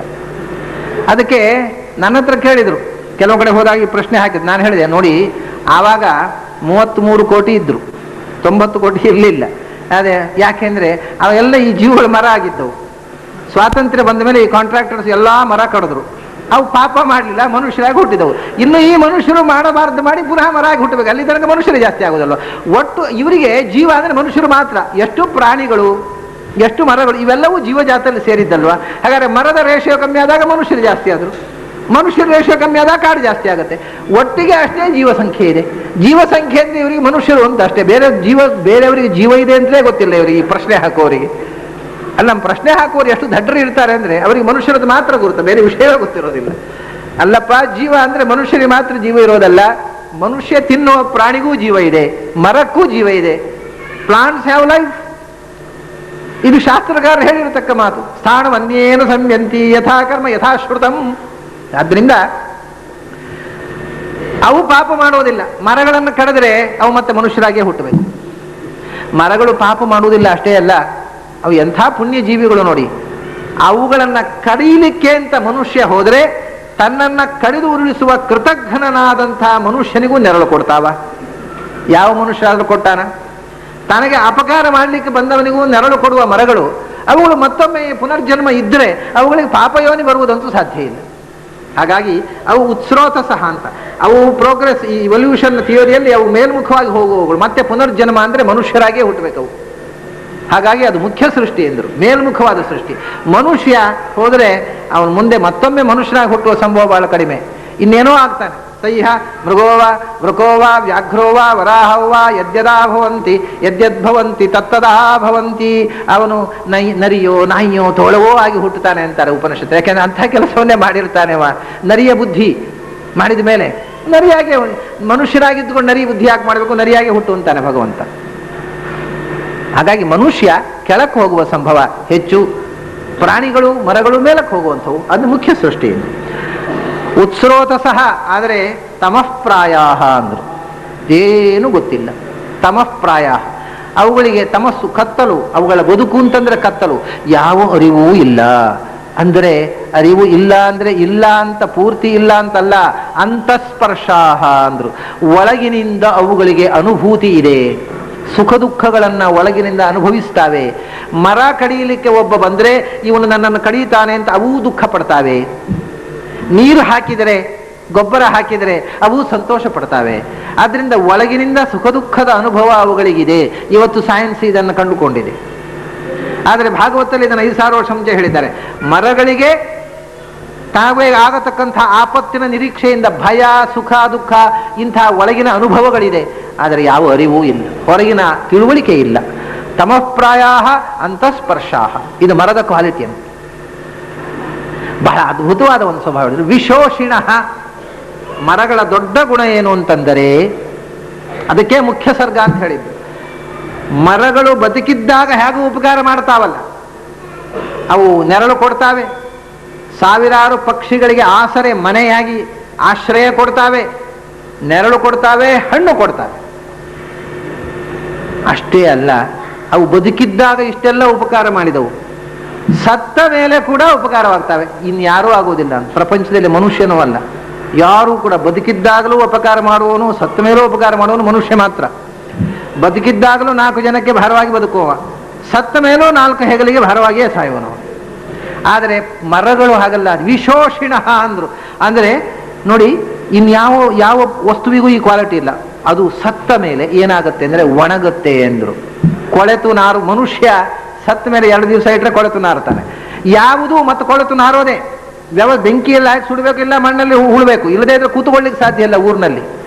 ಮರಗಳು ಮಾತ್ರ ಸತ್ತ ಮೇಲೆ ಒಣಗಿ ಉರುವಲಾಗಿ ನಮಗೆ ಅನ್ನಕ್ಕೆ ಬೆಂಕಿ ಒದಗಿಸ್ತಾವೆ ಅಂದ್ರು. ಇದು ಎಂಥ ಕ್ವಾಲಿಟಿ! ಹಾಗಾದ್ರೆ ಎಷ್ಟು ಪುಣ್ಯ ಮಾಡಿರ್ಬೇಕು. ಸತ್ತ ಮೇಲೆ ಕೂಡ ಕೊಳೆಯದೆ ಒಣಗಿ ಉರುವಲಾಗಿ ನಮ್ಮ ಅಡಿಗೆಗೆ ಅವು ಅನ್ನಕ್ಕೆ ಬೇಯಿಸಲಿಕ್ಕೆ ಸಹಾಯ ಮಾಡ್ತಾವೆ. ಅವು ಅದರ ಹೆಣದ ಒಂದೊಂದು ಅಂಗವನ್ನು ನಾವು ಒಲೆಗಿಟ್ಟು ನಾವು ಅನ್ನ ಮಾಡಿ ತಿಂತೇವೆ. ಇದು ಮರದ ಕ್ವಾಲಿಟಿ ಅಂತ. ಅದೇ ಇದ್ರಲ್ಲಿ ಏನು ಹೊಸ ವಿಷಯ ಇಲ್ಲ. ಆದರೆ ಅವ್ರು ಹೇಳೋ ತನಕ ನಮ್ಗೆ ಹೊಳೆದೇ ಇರಲಿಲ್ಲ. ಹೌದಲ್ಲ, ಮತ್ತೆ ಅದು ಒಣಗುತ್ತೆ, ಅಡಿಗೆ ಮಾಡ್ಲಿಕ್ಕೆ ಆಗತ್ತೆ, ಸತ್ರು ಉಪಕಾರ ಮಾಡುತ್ತೆ. ವೇದವ್ಯಾಸರು ವಿಶೋಷಿಣ ಅಂತ ಹೇಳೋ ತನಕ ನಮ್ಗೆ ಹೊಳೆಯಲಿಲ್ಲ ಈ ವಿಷಯ. ಹೀಗೆ ಬಹಳ ಉಪಕಾರಿಯಾಗಿರತಕ್ಕಂಥ 7ನೇ ಸೃಷ್ಟಿ ಆಯಿತು. 8ನೇ ಸೃಷ್ಟಿ ತಿರಶ್ಚಾಂ ಅಷ್ಟಮಸ್ಸರ್ಗ ಎಷ್ಟು ಅಬುದ್ಧಿಕೃತ. ಅಷ್ಟಮಸ್ಸರ್ಗ ಸೋಷ್ಟಾವಿಂಶದ್ವಿಧೋ ಮತಃ ಅವಿದಃ ಭೂರಿತಮಸಃ ಘರಾಣಜ್ಞಾ ಹೃದಯವೇದಿನಃ. 8ನೇ ಸೃಷ್ಟಿ ಏನಾಯಿತು ಅಂದರೆ, ಈ ಎಲ್ಲ ಪ್ಲಾಂಟೇಶನ್ಸ್ ಆಯ್ತಲ್ಲ, ಪ್ಲಾಂಟೇಶನ್ಸ್ ಆದಮೇಲೆ ಕ್ರಮೇಣ ಸಣ್ಣ ಸಣ್ಣ ಹುಳು ಹುಪ್ಪಟ್ಟಗಳಿಂದ ಹಿಡಿದು ಪ್ರಾಣಿಗಳ ಸೃಷ್ಟಿ ಆಯಿತು. ಇನ್ನು ಮನುಷ್ಯ ಸೃಷ್ಟಿ ಆಗಲಿಲ್ಲ. ಸೃಷ್ಟಿಯ ಎವಲ್ಯೂಷನ್ ಅನ್ನು ಎಷ್ಟು ಸ್ಪಷ್ಟವಾಗಿ ಹೇಳ್ತಾರೆ ನೋಡಿ. 8ನೇ ಸ್ಟೇಜ್ನಲ್ಲಿ ಪ್ರಾಣಿಗಳ ಸೃಷ್ಟಿ ಆಯಿತು. ಅದು ಹಂತ ಹಂತವಾಗಿ, ಮೊದಲು ಹುಳು ಹುಪ್ಪಟ್ಟೆಗಳು ಒಂದೊಂದೇ ದೊಡ್ಡದಾಗಿ ದೊಡ್ಡ ಪ್ರಾಣಿಗಳ ತನಕ ಸೃಷ್ಟಿ ಆಯಿತು. ಅವು ಪ್ರಾಣಿಗಳು 28 ಬಗೆ ಅಂತ ಅಲ್ಲಿ ಹೇಳ್ತಾರೆ. ನಮಗೆ ಆ 28 ಬಗೆಯ ವಿವರ ಬೇಡ. ಅವರು ಸಾಮಾನ್ಯವಾಗಿ ಪ್ರಾಣಿಗಳನ್ನು ಸ್ಥೂಲವಾಗಿ ವಿವರ ಹೀಗೆ ಹೇಳ್ತಾರೆ. ಏನು ಅಂದರೆ, ಪ್ರಾಣಿಗಳಲ್ಲಿ ಮೊದಲು ಹೊಟ್ಟೆ ಹೊಸೆದುಕೊಂಡು ಹರಿಯುವ ಪ್ರಾಣಿಗಳು, ಇನ್ನು ಕೈ ಕಾಲು ಸೃಷ್ಟಿಯೇ ಇಲ್ಲ. ಅದು ಹೊಟ್ಟೆ, ಬಹುಪಾದಗಳು, ಸೆಂಟಿಪೀಡ್ಸ್. ಆಮೇಲೆ ಕಾಲು ಬಂದ ಮೇಲೆ ಒಂದೇ ಗೊರಸು ನೋಡಿ, ಅದು ಡೆವಲಪ್ಮೆಂಟ್ ಅದನ್ನು ಹೀಗೆ ಹೇಳಿದ್ದಾರೆ ಅವರು. 1 ಗೊರಸು, ಆಮೇಲೆ 2 ಗೊರಸು ಆಯಿತು. 2 ಗೊರಸು ಇದ್ದದ್ದು 5 ಉಗುರು ಆಯಿತು. ಈಗ ಹುಲಿ, ಬೆಕ್ಕು, ಇವಾಗೆಲ್ಲ 5 ಉಗುರು ಆಯಿತು. ಮನುಷ್ಯರ ಹಾಗೆ ಬಂತು. ಈ ಆನೆಗಳಿಗೂ ಒಂದು 5 ಉಗುರುಂಟು, ಬೆಳೆದಿದ್ರು. ಹೀಗೆ ಮೊದಲು ಕಾಲೇ ಇಲ್ಲ, ಆಮೇಲೆ ಕಾಲಿನಲ್ಲಿ ಗೊರಸು, 1 ಗೊರಸು, ಒಂದಿದ್ದದ್ದು 2 ಆಯಿತು, 2 ಇದ್ದದ್ದು 5 ಆಯಿತು, 5 ಆದ್ಮೇಲೆ ಬೆರಳು ಉದ್ದಾಯಿತು, ಉದ್ದಾಗಿ ಮಂಗನ ತನಕ ಬರುವಾಗ ಪರ್ಫೆಕ್ಟ್ ಆಯಿತು. ಆಮೇಲೆ ಬಾಲ ಹೋದರೆ ಮನುಷ್ಯ ಆಯಿತು. ಬುದ್ಧಿ ಅದೇ ಉಳಿದ್ರು ಕೂಡ ಬಾಲ ಒಂದು ಹೋಗಿಬಿಟ್ರೆ ಮನುಷ್ಯ ಆಗ್ತದೆ. ಬುದ್ಧಿ ಹೋಗಬೇಕು ಅಂದ್ರೆ ಮಂಗನ ಬುದ್ಧಿಯೇ ಉಳಿಬೋದು. ಅಂದ್ರೆ ಹೀಗೆ ಹಂತ ಹಂತವಾಗಿ ಪರ್ಫೆಕ್ಷನ್ ಬಂತು ಸೃಷ್ಟಿಯಲ್ಲಿ. ಇವು ಪ್ರಾಣಿಗಳ ಸೃಷ್ಟಿ. ಅವು ಇದು ಒಂದು ಥರ ಜಲಚರ, ನೀರಿನಲ್ಲಿರುವ, ನೆಲದಲ್ಲಿರುವ, ಆಕಾಶದಲ್ಲಿರುವ ಪ್ರಾಣಿಗಳು, ಕಾಡಿನ ನಾಡಿನ ಪ್ರಾಣಿಗಳು, ಕಡೆಹಲ್ಲು ಇರುವ, ಕಡೆಹಲ್ಲು ಇಲ್ಲದೆ ಇರತಕ್ಕಂಥ ಪ್ರಾಣಿಗಳು.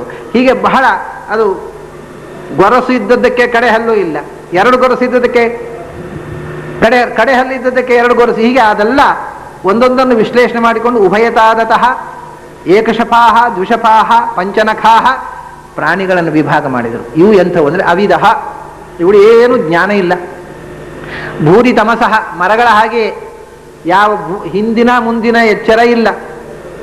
ಆದರೆ ಮನುಷ್ಯನಿಗಿಂತ ಹೇಗೆ ಅವುಗಳಲ್ಲಿ ಒಂದು ಒಣಗಿದರೂ ಉಪಯೋಗ ಬೀಳತಕ್ಕಂಥ ಕ್ವಾಲಿಟಿ ಇದೆ, ಹಾಗೆ ಪ್ರಾಣಿಗಳಲ್ಲಿ ಮನುಷ್ಯರಿಗಿಂತ ಚುರುಕಾದ ಒಂದು ಇಂದ್ರಿಯ ಇದೆ ಎಂದರು. ಏನದು ಅಂದರೆ ಘ್ರಾಣಜ್ಞಾಹ.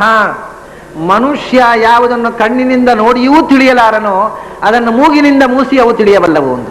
ಇದು ಪ್ರಾಣಿಗಳ ಕ್ವಾಲಿಟಿ. ಇವಾಗ ನೀವೊಂದು ದನವನ್ನು ಬಿಟ್ಟು ಬಿಡ್ರಿ, 10 ಮೈಲು ದೂರಕ್ಕೆ ಅದನ್ನು ಕೊಂಡೋಗಿ ಬಿಟ್ಟು ಬರ್ರಿ, ಅದು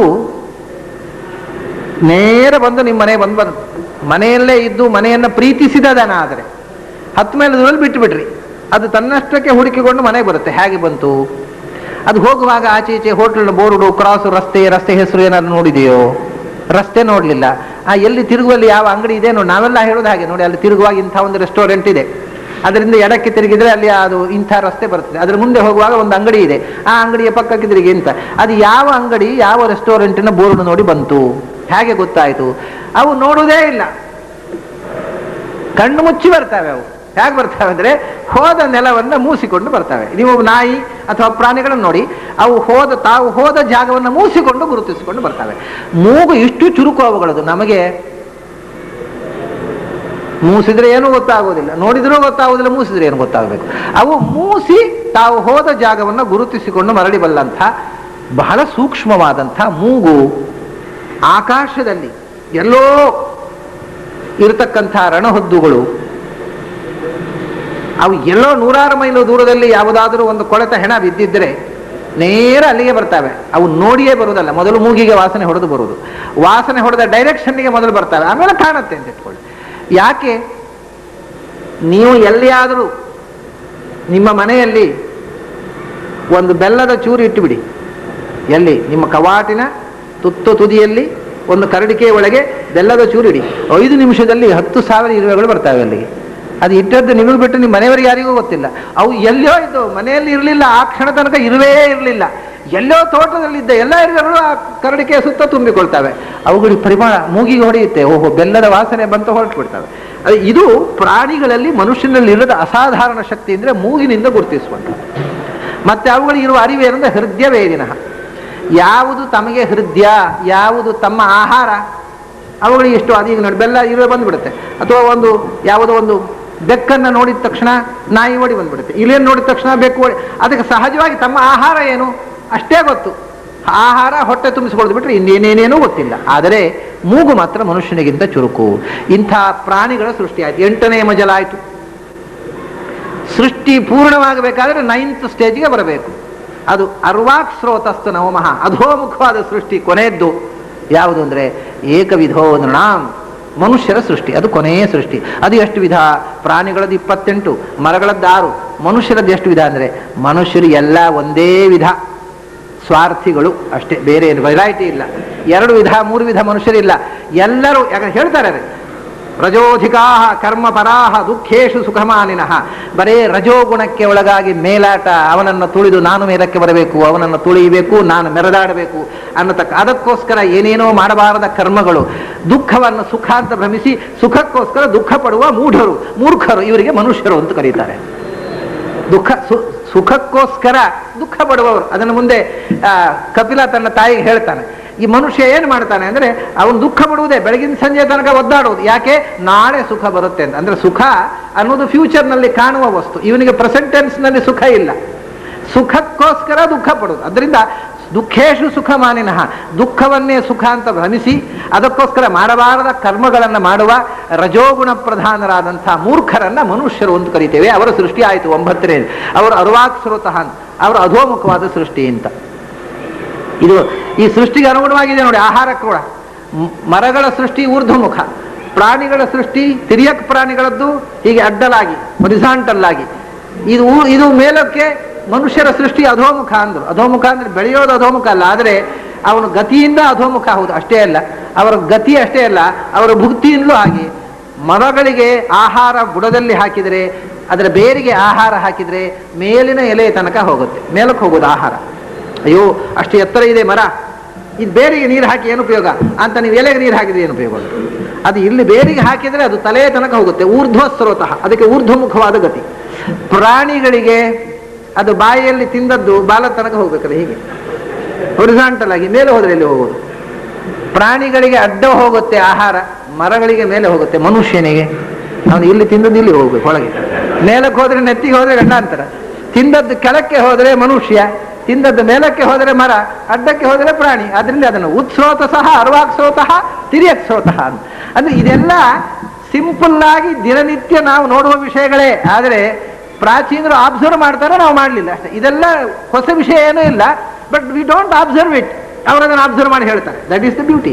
ಪ್ರತಿಯೊಂದು ವಸ್ತುವನ್ನು ಎಷ್ಟು ಸೂಕ್ಷ್ಮವಾಗಿ ಅಬ್ಸರ್ವ್ ಮಾಡ್ತಾರೆ, ಅದನ್ನು ಎಷ್ಟು ಚೆನ್ನಾಗಿ ಹೇಳ್ತಾರೆ ನೋಡಿ. ಇದು ಪ್ರಾಚೀನರ ವಸ್ತುವನ್ನ ಪ್ರಪಂಚವನ್ನ ನೋಡುವ ದೃಷ್ಟಿ, ಆ ಸೂಕ್ಷ್ಮತೆ. ಹೀಗೆ 9 ವಿಧದ ಸೃಷ್ಟಿ ಆಯಿತು. ಇದು ನವವಿಧ ಸೃಷ್ಟಿ. ಅದಕ್ಕೆ ಬೇಕಾಗಿರತಕ್ಕಂಥ ದೇವಾದಿ ದೇವತೆಗಳು, ಲೋಕ ಬ್ರಹ್ಮಾಂಡ ಸೃಷ್ಟಿಯಾಯಿತು ಅನ್ನೋದು ಸೂಕ್ಷ್ಮವಾಗಿ ಸೃಷ್ಟಿಯ. ಈ ಸೃಷ್ಟಿಯ ಆಯುಸ್ಸನ್ನ ಮುಂದೆ ಹೇಳ್ತಾರೆ. ಯುಗಗಳು 4 ಯುಗಗಳು: ಕಲಿಯುಗ, ದ್ವಾಪರ ಯುಗ. ಕಲಿಯುಗ 4,32,000 ವರ್ಷಗಳಿಗೆ ಒಂದು ಯುಗ. ಅದರ 2 ಪಟ್ಟು ದ್ವಾಪರ, ಅದು 8,64,000. ಕಲಿಯುಗದ 3 ಪಟ್ಟು ತ್ರೇತಾಯುಗ, 12,96,000. ಕಲಿಯುಗದ 4 ಪಟ್ಟು 17,18,000 ಏನೋ ಆಗುತ್ತೆ, ಇದು ಕೃತಯುಗ. ಹೀಗೆ 1, 2, 3, 4 ರೇಷಿಯೋ. ಅಂದ್ರೆ ಕಲಿಯುಗದಿಂದ 10 ಪಟ್ಟು ಆಗುತ್ತೆ 4 ಯುಗ ಒಟ್ಟು ಮಾಡಿದರೆ. ಅಂದ್ರೆ 4,32,000 ಯುಗ ಅಂದ್ರೆ ಕಲಿಯುಗ. ಒಟ್ಟಿಗೆ 43,20,000 ವರ್ಷಗಳಿಗೆ 4 ಯುಗಗಳ ಒಟ್ಟು ಮೊತ್ತ ಆಯಿತು. ಇಂಥ 1,000 ಚಕ್ರಗಳು, ಈ 43,20,000 ವರ್ಷ ಅಂದ್ರೆ ಒಂದು ಯುಗ ಚಕ್ರ ಆಯಿತು. ಕೃತ ತ್ರೇತಾ ದ್ವಾಪರ ಕಲಿ. ಇಂಥ ಚಕ್ರ 4 ಯುಗಗಳ ಒಂದು ಚಕ್ರ 1,000 ಬಾರಿ ಸುತ್ತಿದಾಗ ಅದು ಒಂದು ಸೃಷ್ಟಿಯ ಆಯುಸ್ಸು. ಒಂದು ದಿನ, ಚತುರ್ಮುಖನ ಒಂದು ಹಗಲು. ಅಂದರೆ ಎಷ್ಟು? 432 ಕೋಟಿ ವರ್ಷಗಳು ಒಂದು ಕಲ್ಪ, ದಿನಕಲ್ಪ. ಅಂದ್ರೆ ಬ್ರಹ್ಮದೇವರ ಹಗಲು. ಅರ್ಥಾತ್ ನಮ್ಮ 432 ಕೋಟಿ ವರ್ಷ ಅನ್ನುವುದು ಚತುರ್ಮುಖ ಬ್ರಹ್ಮನ 12 ಗಂಟೆಗಳಿಗೆ ಈಕ್ವಿವಲೆಂಟ್. ಮತ್ತೆ 12 ಗಂಟೆ ರಾತ್ರಿ, ಅದೇ ಪ್ರಳಯ. ಮತ್ತೆ 432 ಕೋಟಿ ವರ್ಷ ಪ್ರಳಯ. ಹಾಗಾದ್ರೆ 864 ಕೋಟಿ ವರ್ಷಕ್ಕೆ ಒಂದು ದಿವಸ ಆಗತ್ತೆ. ಇಂಥದ್ದು 360 ಆದಾಗ ಬ್ರಹ್ಮನಿಗೆ 1 ವರ್ಷ ಆಗತ್ತೆ. ಅಂಥದ್ದು 100 ವರ್ಷ ಆದಾಗ ಬ್ರಹ್ಮನ ಆಯುಸ್ಸು ಮುಗಿಯುತ್ತೆ. ಅಂದ್ರೆ ಏನಾಯ್ತು? ಈಗ 864 ಕೋಟಿ ಗುಣಿಸು 360 ಅಂದ್ರೆ 1 ವರ್ಷ ಆಯ್ತು. ಅದಕ್ಕೆ ಗುಣಿಸು 360 ಆದ್ಮೇಲೆ ಗುಣಿಸು 100 ಅಂತಂದ್ರೆ ಚತುರ್ಮುಖನ ಆಯುಸ್ಸು. ಅದು ಮಹಾಕಲ್ಪ. ಅದು ಆಮೇಲೆ ಮಹಾಪ್ರಳಯ. ಇಡೀ ವಿಶ್ವ ನಾಶವಾಗಿ ಚತುರ್ಮುಖನೂ ನಾಶವಾಗತಕ್ಕಂಥ ಮಹಾಕಲ್ಪ. ಅದು ಎಷ್ಟು ವರ್ಷ? ಒಂದು ಚತುರ್ಮುಖನ ಆಯುಸ್ಸು. ನಾನು ಹೇಳಿದೆ, ನೀವು ಮನೆ ಹೋಗಿ ಗುಣಿಸಿ ನೋಡಬಹುದು. ಅದು ಸರಿ ಬರುತ್ತೋ ಇಲ್ಲೋ ನೋಡ್ರಿ, ಹೇಳಿಬಿಡ್ತೇನೆ ಬೇಕಾದ್ರೆ. 31,104 ಕೋಟಿ ವರ್ಷಗಳು. ಇದು ಚತುರ್ಮುಖನ ಆಯುಸ್ಸು. 31,104,000 ಕೋಟಿ. ಈಗ ಗೊಂದಲ ಆಗ್ತೀವಿ, ಎಷ್ಟು ಸೊನ್ನೆ ಹಾಕಬೇಕು ಅಂತ. 31 ಬರೋದು 104, ಸೊನ್ನೆ ಎಷ್ಟು ಹಾಕಬೇಕು ಅಂತ. 31,000 ಎಷ್ಟು ಹಾಕ್ತೀರಿ ನೋಡೋಣ. 31,104,000 ಕೋಟಿ ವರ್ಷಗಳು ಬ್ರಹ್ಮನ ಆಯುಸ್ಸು. ಇಡೀ ವಿಶ್ವದ ಆಯುಸ್ಸು ಇಷ್ಟು. ಅವಾಂತರ ಪ್ರಳಯ ಒಂದೊಂದು ದಿನಕಲ್ಪದಲ್ಲಿ 432 ಕೋಟಿ ವರ್ಷಗಳಿಗೊಮ್ಮೆ ದಿನಪ್ರಳಯ ಆಗತ್ತೆ. 31,104 ಕೋಟಿ ವರ್ಷಗಳು ಇಡೀ ವಿಶ್ವದ ಮಹಾ ಆಯುಸ್ಸು. ಅದು ಆದ ಮೇಲೆ ಸಮಗ್ರ ವಿಶ್ವನಾಶ, ಮತ್ತೆ ಪುನಃ ವಿಶ್ವ ಸೃಷ್ಟಿ ಆಗಬೇಕಾದ್ರೆ ಮತ್ತೆ 31,104 ಕೋಟಿ ವರ್ಷಗಳು ಹಿಡಿಯುತ್ತೆ. ಅಂದರೆ ಭಗವಂತನಿಗೆ ಒಂದು ಕ್ಷಣವೂ ಅಲ್ಲ ಇದು. ನಮಗೆ ಲೆಕ್ಕಾಚಾರ ಮಾಡ್ಲಿಕ್ಕೆ ಕಷ್ಟ ಆಗುತ್ತೆ, ಎಷ್ಟು ಸೊನ್ನೆ ಹಾಕಬೇಕು ಅಂತ ಗೊತ್ತಾಗೋದಿಲ್ಲ. ಅವನಿಗೆ ಇದು ಕಣ್ಣು ಮುಚ್ಚಿ ತೆರೆಯುವಷ್ಟು ಕ್ಷಣವೂ ಅಲ್ಲ. ಹೀಗೆ ನಿರಂತರವಾಗಿ ಪ್ರಪಂಚ ನಡೀತಾ ಇದೆ. ಆ ಒಂದೊಂದು ದಿನಕಲ್ಪ 432 ಕೋಟಿ ವರ್ಷಗಳಲ್ಲಿಯೂ 14 ಮನ್ವಂತರಗಳು, ಅದರಲ್ಲಿ 7 ಮನ್ವಂತರಗಳ ಈಗ ನಡೆದು 7ನೇ ಮನ್ವಂತರ ನಡೀತಾ ಇರೋದು. ಒಂದು ಮನ್ವಂತರ ಅಂದ್ರೆ ಸುಮಾರು 30 ಕೋಟಿ 31 ಕೋಟಿ ವರ್ಷಗಳು. ಹೀಗೆ ಇಡೀ ವಿಶ್ವದ ಕಾಲಮಾನವನ್ನ, ಆಯುಸ್ಸನ್ನ, ಯುಗದ ವಿವರಗಳನ್ನ, ಪ್ರಳಯವನ್ನ, ಸೃಷ್ಟಿಯನ್ನ ಇನ್ನೂ ವಿವರವಾಗಿದೆ. ನಮಗೆ ಹೇಳಲಿಕ್ಕೆ ನಮಗೆ ಇಲ್ಲಿ ಅವಕಾಶ ಇಲ್ಲ ಅನ್ನೋದ್ರಿಂದ ನಾನು ಅದರ ಕೆಲವು ಮುಖಗಳನ್ನಷ್ಟೇ. ಆ ಕಾಲದ ಗಣನೆ ಅತ್ಯಂತ ಸೂಕ್ಷ್ಮಾತಿ ಸೂಕ್ಷ್ಮ ಕಾಲ, ಅಂದ್ರೆ 1 ಸೆಕೆಂಡನ್ನ 1,000 ಪಾಲು ಮಾಡಿದರೆ ಎಷ್ಟು ಸಣ್ಣ ಫ್ರಾಕ್ಷನ್ ಆಗುತ್ತೆ, ಅಲ್ಲಿಂದ ಕಾಲದ ಕ್ಯಾಲ್ಕುಲೇಷನ್ ಕೊಟ್ಟಿದ್ದಾರೆ. ಇವತ್ತು ಕಂಪ್ಯೂಟರ್ನಲ್ಲಿ ಕೂಡ 1/100th ಆಫ್ ದ ಸೆಕೆಂಡ್ ಇದೆ, ಅದು 1,000th ಆಫ್ ಸೆಕೆಂಡ್ ಪ್ರಾಯ ಇನ್ನೂ ಮಾಡಿಲ್ಲ. ಅಥವಾ ಮಾಡಬಹುದು, ಕಂಪ್ಯೂಟರ್ಲಿ ಮಾಡಬಾರ್ದು ಅಂತಲ್ಲ, ಅಷ್ಟು ಸೂಕ್ಷ್ಮವಾದ ಕಾಲದಿಂದ ಹಿಡಿದು ಮಹಾಕಾಲ, ಪರಮಾಣು ಕಾಲದಿಂದ ಮಹಾಕಾಲ, ಪರಮಾಣುವಿನಿಂದ ಅನಂತವಾದಂತಹ ಸೃಷ್ಟಿ, ಹೀಗೆ ಎಲ್ಲ ಕಾಲ ದೇಶಗಳ ಸೃಷ್ಟಿಯ ವಿವರವನ್ನ ಮೊದಲು ಶುಕಾಚಾರ್ಯರು ಪರೀಕ್ಷಿತ್ ರಾಜನಿಗೆ ಹೇಳಿ, ಈ ಕಾಲಘಟ್ಟಗಳಲ್ಲಿ ಯಾವ ಯಾವ ಮನ್ವಂತರಗಳಲ್ಲಿ ಏನೇನು ನಡೆಯಿತು, ಎಂಥ ಅವತಾರಗಳು ನಡೆದವು, ಯಾಕೆ ನಡೆದವು. ಮೊದಲನೆಯ ಅವತಾರ ಭಾಗವತದಲ್ಲಿ ಬರುವುದು 3ನೇ ಸ್ಕಂಧದಲ್ಲಿ ಮೊದಲು ಬರುವುದು ವರಾಹ ಅವತಾರದ ಕಥೆ. ಯಾಕೆ ಅಂದರೆ ಅವತಾರಗಳಲ್ಲಿ ಮೊದಲಾದದ್ದು ವರಾಹ ಅವತಾರವೇ. ವರಾಹ ಅವತಾರ ಮೊದಲು ಸ್ವಯಂಭೂ ಮನ್ವಂತರದಲ್ಲಿ ಆಗಿದೆ. ಆಮೇಲೆ ವೈವಸ್ವತ ಮನ್ವಂತರದಲ್ಲಿ ಹಿರಣ್ಯಾಕ್ಷನನ್ನು ಕೊಲ್ಲುವುದಕ್ಕೋಸ್ಕರ ಮತ್ತೊಮ್ಮೆ ಅದೇ ವರಾಹ ಅವತಾರದ ಕ್ರಿಯೆ ಇದೆ. ಆದರೆ ವರಾಹ ಅವತಾರ 2 ಬಾರಿ ಆಗಲಿಲ್ಲ. ಸ್ವಯಂಭೂ ಮನ್ವಂತರದಲ್ಲೇ ವರಾಹ ಅವತಾರ ಆದದ್ದು. ಅದರಿಂದ ಅಲ್ಲಿ ಹೇಳ್ತಾರೆ ಮೊದಲು. ಆಮೇಲೆ ಅದೇ ಹಿರಣ್ಯಾಕ್ಷ ಅಲ್ಲಿಯೂ ಇದ್ದ. ಆವಾಗ ಬ್ರಹ್ಮಪುತ್ರನಾಗಿದ್ದ ಹಿರಣ್ಯಾಕ್ಷ ಆಮೇಲೆ ಕಶ್ಯಪ ದಿತಿಯರ ಮಗನಾಗಿ ಜಯ ವಿಜಯರ ಆವೇಶದಿಂದ ಸೇರಿಕೊಂಡು ಹಿರಣ್ಯಾಕ್ಷ ಹಿರಣ್ಯಕಶಿಪುಗಳಾಗಿ ವೈವಸ್ವತ ಮನ್ವಂತರದಲ್ಲಿ ಮತ್ತೆ ಹುಟ್ಟಿದಾಗ ಆ ಸ್ವಯಂಭೂ ಮನ್ವಂತರದ ವರಾಹ ರೂಪವೇ ಬಂದು ಇಲ್ಲಿ ಸಂಹಾರ ಮಾಡಿದ್ದು. ಅದರಿಂದ ನಮ್ಮ ವೈವಸ್ವತ ಮನ್ವಂತರದ ದಶಾವತಾರಗಳಲ್ಲೂ ವರಾಹ ರೂಪವನ್ನು ಸೇರಿಸ್ತಾರೆ. ಆದರೆ ವರಾಹ ಅವತಾರ ಆದದ್ದು ಸ್ವಯಂಭೂ ಮನ್ವಂತರದಲ್ಲಿ. ಹಾಗೆ ಕೂರ್ಮಾವತಾರವು 2 ಬಾರಿ ಆಗಿದೆ. ರೈವತ ಮನ್ವಂತರದಲ್ಲಿಯೂ ಸಮುದ್ರ ಮಥನ ಮಾಡಿದ್ದಾರೆ, ವೈವಸ್ವತ ಮನ್ವಂತರದಲ್ಲಿಯೂ ಸಮುದ್ರ ಮಥನ ಮಾಡಿದ್ದಾರೆ. ಈ 5ನೇ ಮನ್ವಂತರದಲ್ಲಿ ಮತ್ತು 7ನೇ ಮನ್ವಂತರದಲ್ಲಿ. ರೈವತ ಮನ್ವಂತರದಲ್ಲಿ ಕೂರ್ಮಾವತಾರ ಆಗಿದೆ, ಅದು ಬೇರೆ. ವೈವಸ್ವ ಮನ್ವಂತರದಲ್ಲಿ ಮತ್ತೊಮ್ಮೆ ಕೂರ್ಮಾವತಾರ ಆಗಿದೆ, ಅದು ಬೇರೆ. ಆದ್ರಿಂದ ಇಲ್ಲಿ ಅಲ್ಲಿ ಬೇರೆ ಬೇರೆ. ಆ ಕೂರ್ಮನೇ ಇಲ್ಲಿ ಅಲ್ಲ, ಆ ಕೂರ್ಮಾವತಾರ ಉಪಸಂಹಾರ ಆಗಿದೆ. ಆದರೆ ವರಾಹಾವತಾರ ಸ್ವಯಂಭೂ ಮನ್ವಂತರದ ವರಾಹನೇ ಇಲ್ಲಿಯೂ ಬಂದು ಅದೇ ಹಿರಣ್ಯಾಕ್ಷ ಇಲ್ಲಿ ಮತ್ತೊಮ್ಮೆ ದೈತ್ಯನಾಗಿ ಜಯ ವಿಜಯರ ಆವೇಶಯುಕ್ತನಾಗಿ ಹುಟ್ಟಿದಾಗ 2 ಬಾರಿ ಹಿರಣ್ಯಾಕ್ಷ ಹಿರಣ್ಯಕಶಿಪುಗಳ ವಧೆ, 2 ಬಾರಿ ವರಾಹ ಅವತಾರ. ಹಾಗೆಯೇ 2 ಬಾರಿ ಸಮುದ್ರ ಮಥನ, 2 ಬಾರಿ ಕೂರ್ಮ ರೂಪಧಾರಣೆ. ಆದರೆ 2 ಬಾರಿ ಕೂರ್ಮ ರೂಪಧಾರಣೆ, 2 ಬಾರಿ ವರಾಹ ಅವತಾರ ಇಲ್ಲ. 2 ಬಾರಿ ವರಾಹ ಅವತಾರದ ಕ್ರಿಯೆ 2 ಬಾರಿ. ಕೂರ್ಮಾವತಾರ 2 ಬಾರಿ. ರೈವತ ಮನ್ವಂತರದಲ್ಲಿ ಒಮ್ಮೆ ಸಮುದ್ರ ಮಥನದ ಕೂರ್ಮಾವತಾರ ಮತ್ತು ವೈವಸ್ವತ ಮನ್ವಂತರದಲ್ಲಿ ಒಮ್ಮೆ ಕೂರ್ಮಾವತಾರ. ಹೀಗೆ ಅನೇಕ ಅಪೂರ್ವ ವಿಷಯಗಳನ್ನು, ನಮಗೆ 10 ಅವತಾರಗಳ ಹೆಸರು ಗೊತ್ತಿದೆ, ಇದೆಲ್ಲ ವಿಷಯವೇ ಹೊಸ್ತು ಸಾಮಾನ್ಯ ಜನರಿಗೆ. ಎಷ್ಟು ಬಾರಿ ಆ ಅವತಾರ ಆಗಿದೆ, ಎಷ್ಟು ಮನ್ವಂತರಗಳಲ್ಲಿ ಆದದ್ದು, ಯಾವ ಮನ್ವಂತರದಲ್ಲಿ, ಅದರ ಕ್ರಿಯೆ ಏನು. 3ನೇ ಸ್ಕಂಧದಲ್ಲಿ ವರಾಹಾವತಾರ ಮತ್ತು ಕಪಿಲಾವತಾರ 2ರ ಕಥೆಯನ್ನು 3ನೇ ಸ್ಕಂಧದಲ್ಲಿ ಹೇಳ್ತಾರೆ. ಆಮೇಲೆ ನಮಗೆ ಮತ್ತೆ ಭಗವಂತನ ವರಾಹ ಅವತಾರ ಆದಮೇಲೆ ಮತ್ತೆ ನರಸಿಂಹ ಅವತಾರ, ಹಿರಣ್ಯಕಶಿಪು ಬರಬೇಕಲ್ಲ, ಅದು ಬರುವುದು ನಮಗೆ 7ನೇ ಸ್ಕಂಧದಲ್ಲಿ. ವರಾಹ ನರಸಿಂಹ ಆದ ಮೇಲೆ 8ನೇ ಸ್ಕಂಧದಲ್ಲಿ ಮತ್ಸ್ಯಾವತಾರ, ಕೂರ್ಮಾವತಾರ ಮತ್ತು ವಾಮನಾವತಾರ. ನರಸಿಂಹ ವರಾಹ ಆಗಿದೆ 9ನೇ ಸ್ಕಂಧದಲ್ಲಿ ಪರಶುರಾಮ, ರಾಮ. ವಾಮನಾವತಾರ 8ನೇ ಸ್ಕಂಧ, ವಾಮನದ ತನಕ ಮತ್ಸ್ಯ, ಕೂರ್ಮ, ವರಾಹ, ನರಸಿಂಹ, ವಾಮನ. ಅದರಲ್ಲಿ ಮತ್ಸ್ಯ, ಕೂರ್ಮ, ವಾಮನ 8ನೇ ಸ್ಕಂಧದಲ್ಲಿ, ವರಾಹ 3ನೇ ಸ್ಕಂಧದಲ್ಲಿ, 7ನೇ ಸ್ಕಂಧದಲ್ಲಿ ನರಸಿಂಹ, 9ನೇ ಸ್ಕಂಧದಲ್ಲಿ ಪರಶುರಾಮ, ರಾಮ, 10, 11ರಲ್ಲಿ ಕೃಷ್ಣ, 12ರಲ್ಲಿ ಕಲ್ಕಿ, ಬುದ್ಧ ಈ ಮಧ್ಯದಲ್ಲಿ ಅಲ್ಲಲ್ಲಿ ಬರ್ತಾನೆ. ಪ್ರತ್ಯೇಕ ಸ್ಕಂಧದಲ್ಲಿ ಬುದ್ಧನ ಕಥೆಯನ್ನು ಹೇಳುವುದಿಲ್ಲ. ಇಷ್ಟು ಭಾಗವತದ 12 ಸ್ಕಂಧವು ಮುಗೀತಿ ಇವತ್ತಿಗೆ. ಇನ್ನು ಮಂಗಳ ಮಾಡೋದಾದರೂ ಮಾಡ್ಬೋದು, ಆದರೆ ಹೇಳಬೇಕಾದ ಅನಂತ ಉಳಿದು ಬಿಟ್ಟಿದೆ.